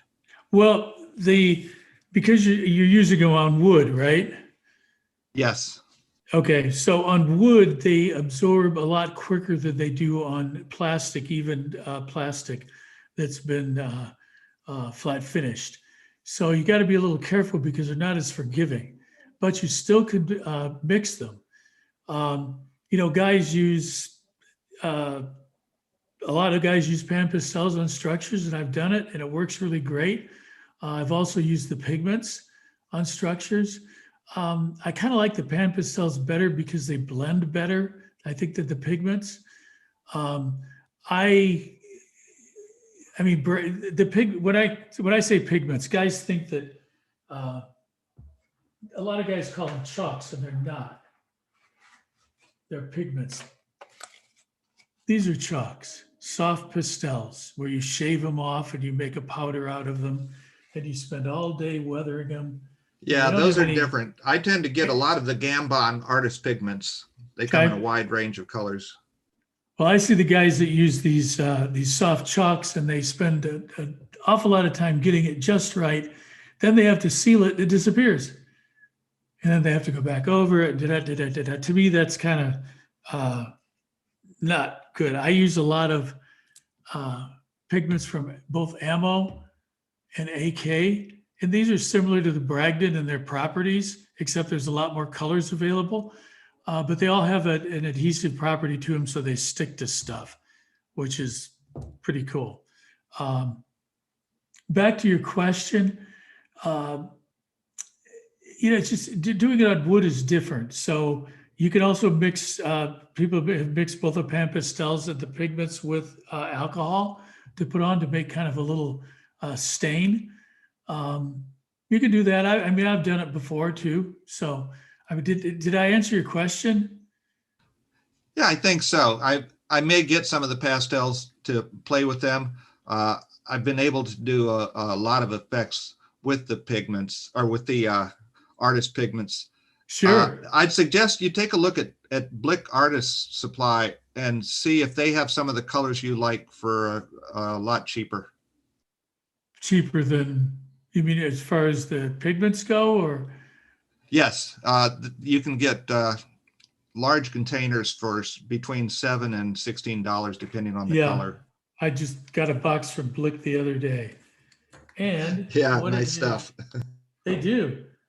It's unfortunate that their stores are really random as far as their selection goes.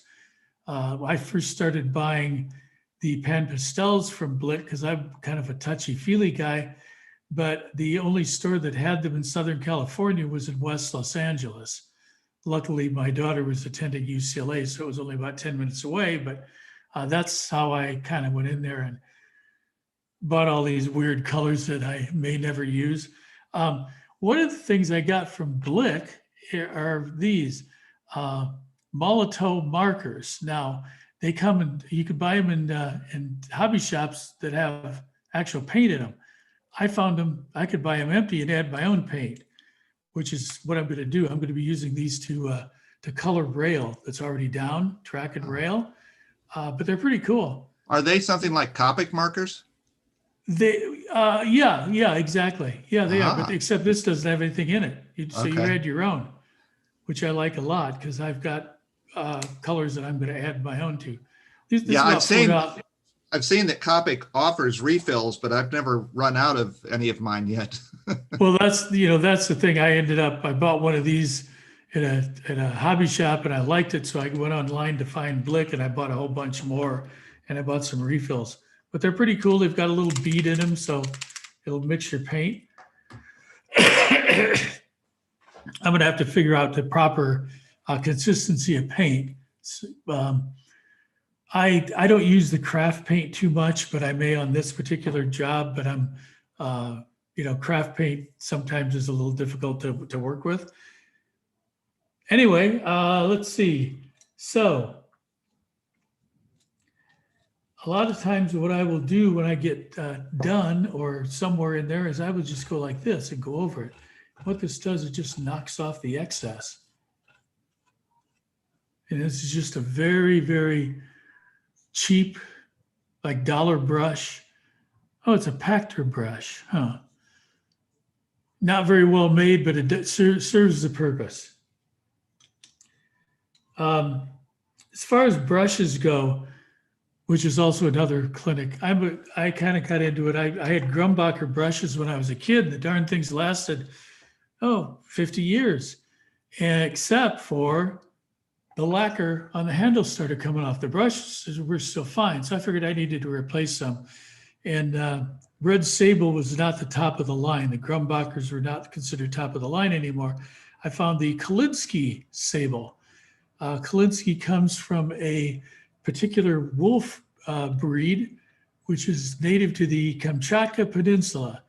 And I've heard a couple of things. Do they have to kill the wolf to get the tail to do these? These are all handmade. I heard yes and no. For a while, U.S. Customs was thinking yes, so they said you can't import these things. Then they realized that it was a weasel. The weasel was not endangered, so they let him go again. These brushes are a little bit more expensive than some of the cheapies that you would buy, but they will last forever. They hold their shape. They're good things. This is a particular brush, is a flat brush. You can get brushes in all different kinds of shapes, flats, rounds. This is one that I've had since I was a kid, and it's actually a Floqual Sable flat brush. It's come through okay. You can see here it's spread out a little bit, but this also is about 50 years old, where this is not. Anyway, I have a brush clinic that I'm going to be doing here in a couple of weeks. Another thing that I found that's pretty cool are these brushes are for makeup, eye makeup, and they're a little stiff, but they're great for doing. Let me find. Let's see, little rust marks. Especially this one that is very stiff, so you could do some rust on there. You can go back over it, fiddle with it a little bit more.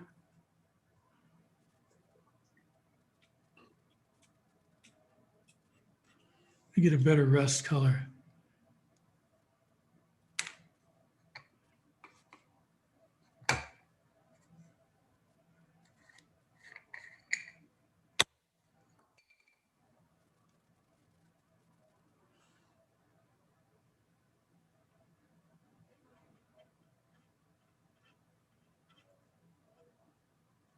Hope you guys can see that. This is just so subtle.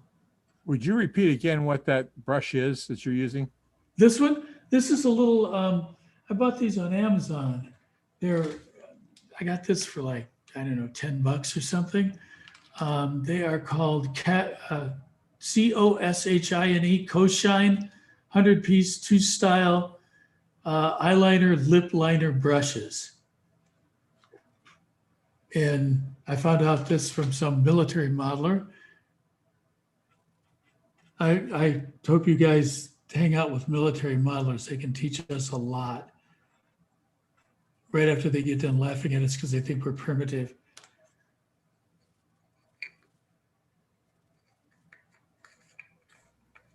Thanks. Yeah. As I say, in that one, there's another one with this one has a longer bristles. It's not quite as stiff. It still works pretty well.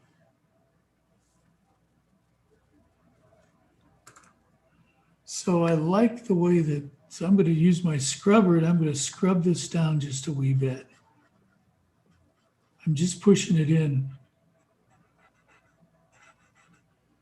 And then I go back over it to see how much actually stuck, and not bad.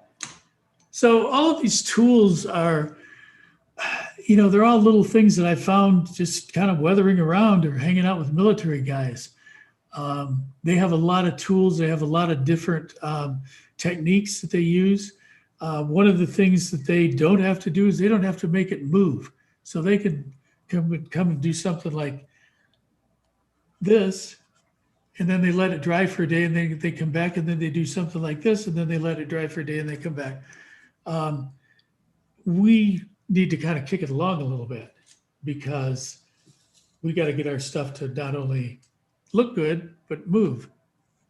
Here's something else that I wanted to show you guys. These, if you can see this is really good texture. These are like oil paints. And oil paints, if you've ever tried to use them, they work good, but they're really a pain in the ass because it takes them forever to dry unless you put a hairdryer on them.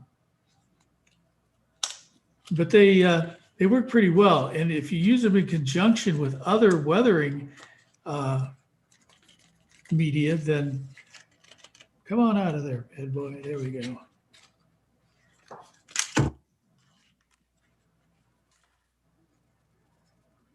So this is called, you can see this, and you probably can't. This is the 502 Ableting, comes from ammo, and it's just basically oil paint. Squeeze a little bit out. That little dab there will probably take 6 months to dry. But the neat thing about them is, so I'm going to take this guy and I'm going to move it around a little bit. Spread it out. So you can see it's gooey, it's thick. Mineral spirits is the thinner for this stuff too.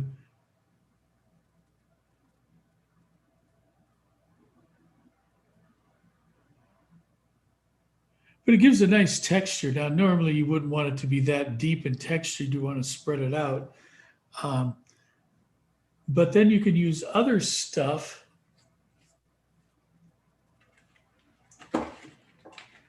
like this. This is called Crusted Rust Deposits.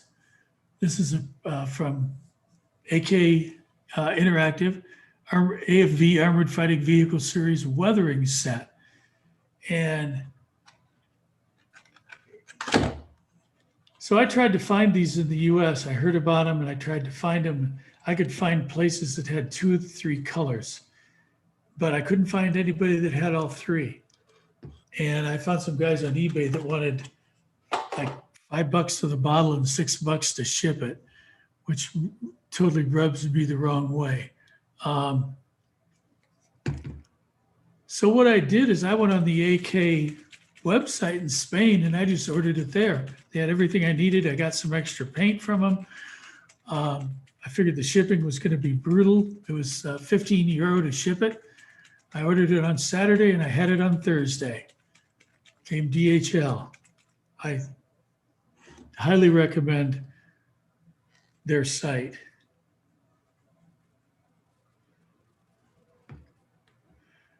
When this stuff sets up, which it will not have a chance to do tonight, it's actually crusty, which is kind of cool. So I'm going to just dip into this guy a little bit.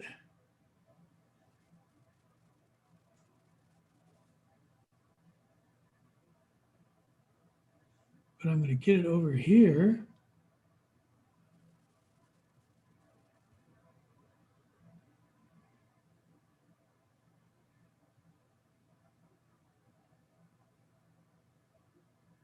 So I'm just kind of blending this in.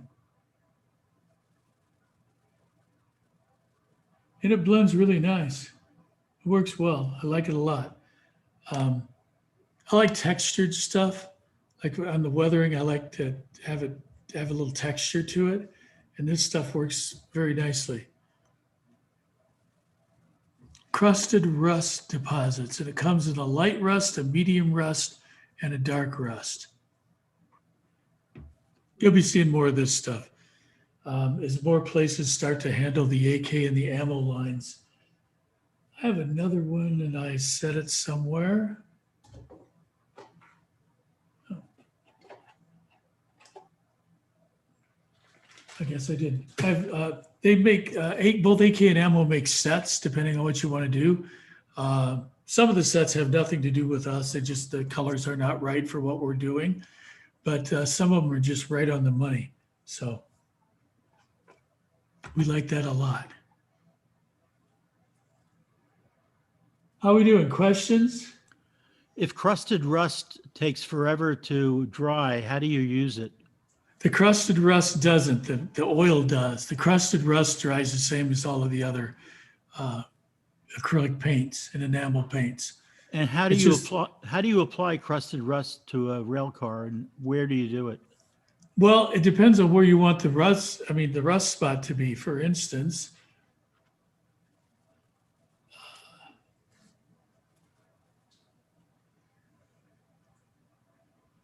let me do this light rust. I'll show you.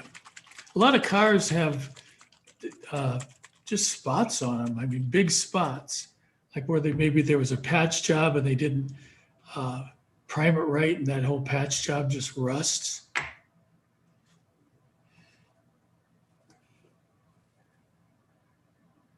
Would you use it on trucks?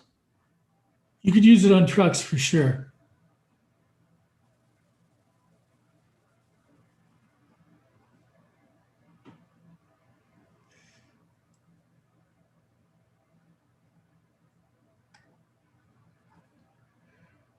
Not purposely putting this on a little heavy just so you can see it. But if you had, say, a spot on the side of the car, it was patched.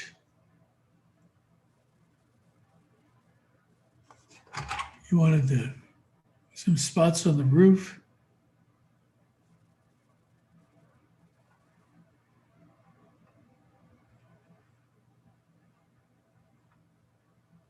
Now this would be a first go at this. I would definitely go back over it.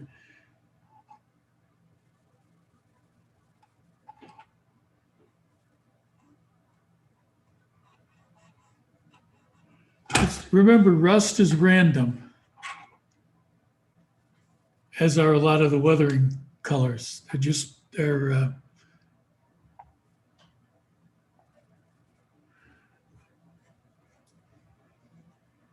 okay, so we've got these two colors here on top.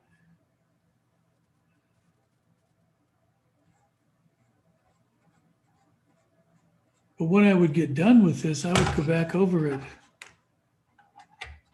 After I find a balanced car, I would go back over it with some other stuff to blend it in better.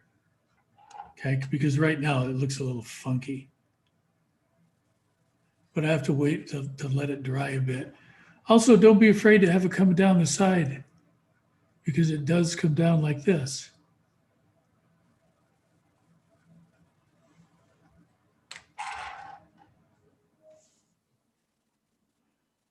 As you can see, the panel line wash is dried, a little bit darker on here, a little bit not so much in the middle.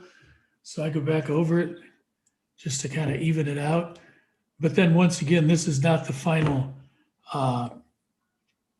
This is not final. I'll go over this with some other stuff.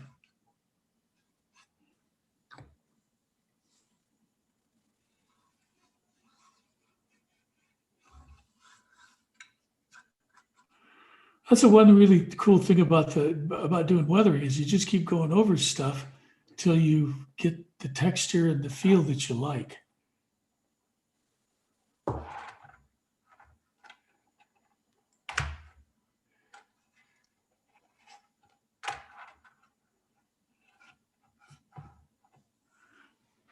Okay, so that's starting to dry there a little bit, and we'll go over it with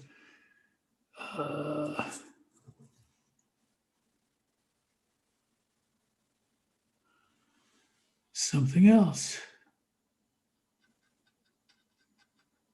Okay, so this is the straight oil. As you can see, hopefully, it just blends it in. So you've got the dark over the top of the rust. And if I wanted to do a little bit here, I could do the same thing. So you got rust, you're almost reversing it. It's almost like the chipping effect. So you want the rust to show through. So you put the rust on first, then you put something on top, and then you chip it off. And then the rust comes through.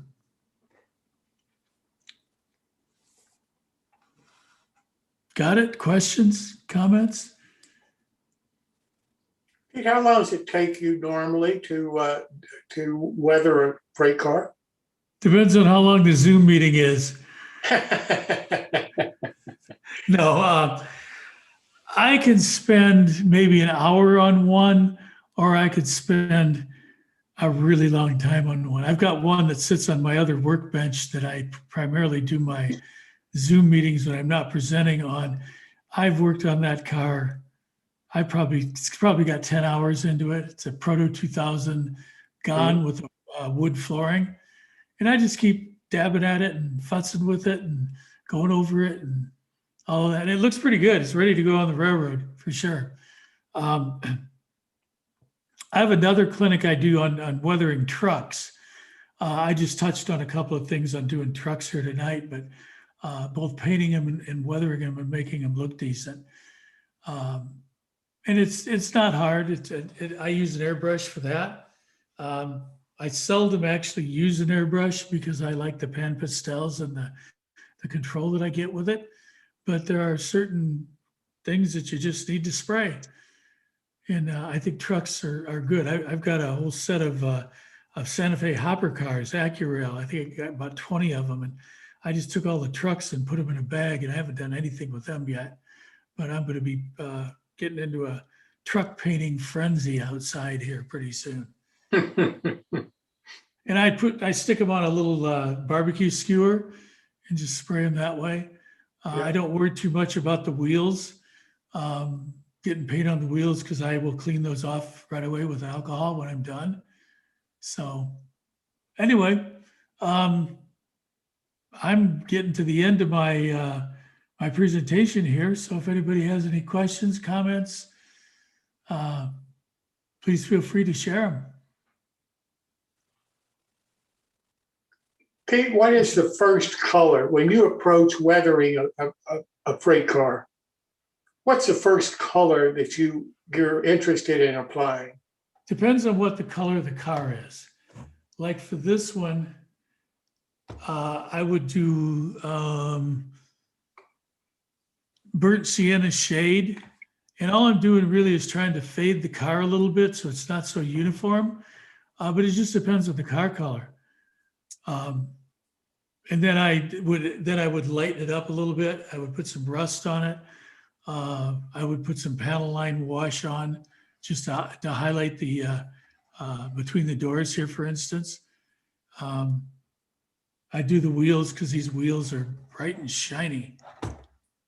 Intermountain wheels. So it just depends on the color of the car. I mean, it's so many boxcar reds. If I were to start with Pan Pastels and I didn't have any, there are 3 sets available that you can get that you save a couple bucks on. One of them is a weathering like rust and browns. There's another weathering that has grays. And then there's another scenery color that has a lot of bright colors to it. But if you got both the gray set and the brown set, you'd be set. And then you could just add individual colors as you felt the need. Gotcha. Thank you. But that's what I recommend for people just starting out and being interested. And you could buy those on Amazon. You could buy them. Some shops have them. Some other places have them. Hey, Pete, question for you from YouTube from Barb. Do you rust the underside of the boxcar or underneath it? Not usually, because you don't see it. These are runners. If I was doing a contest model, I certainly would, but these are mostly just runners.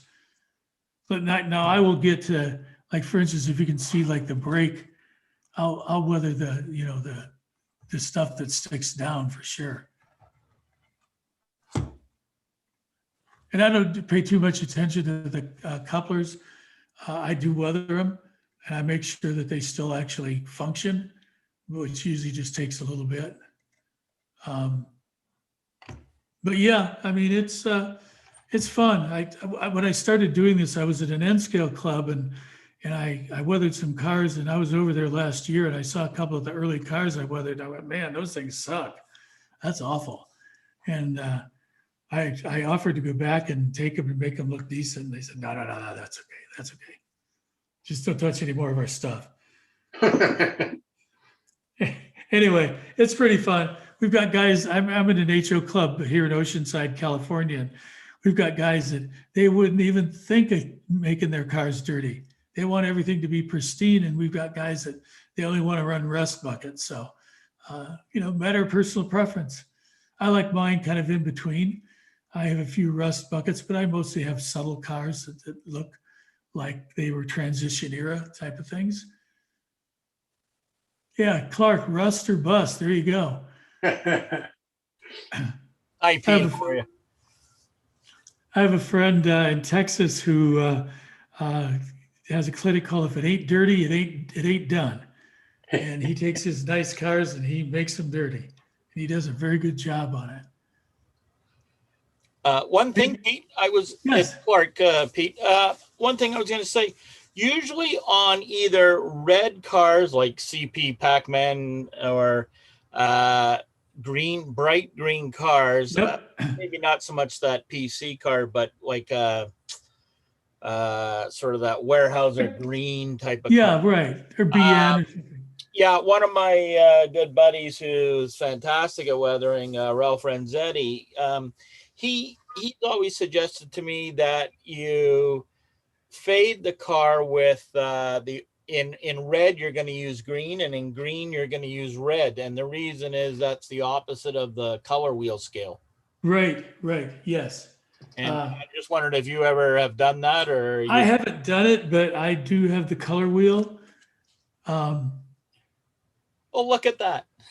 Yeah. And I use it, and Ralph is a really, really good modeler and good weathering guy. Yeah.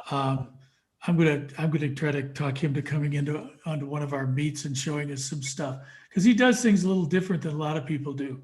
Yes, he does. He has a not to put in the plug, but when I hosted for MRH TV, there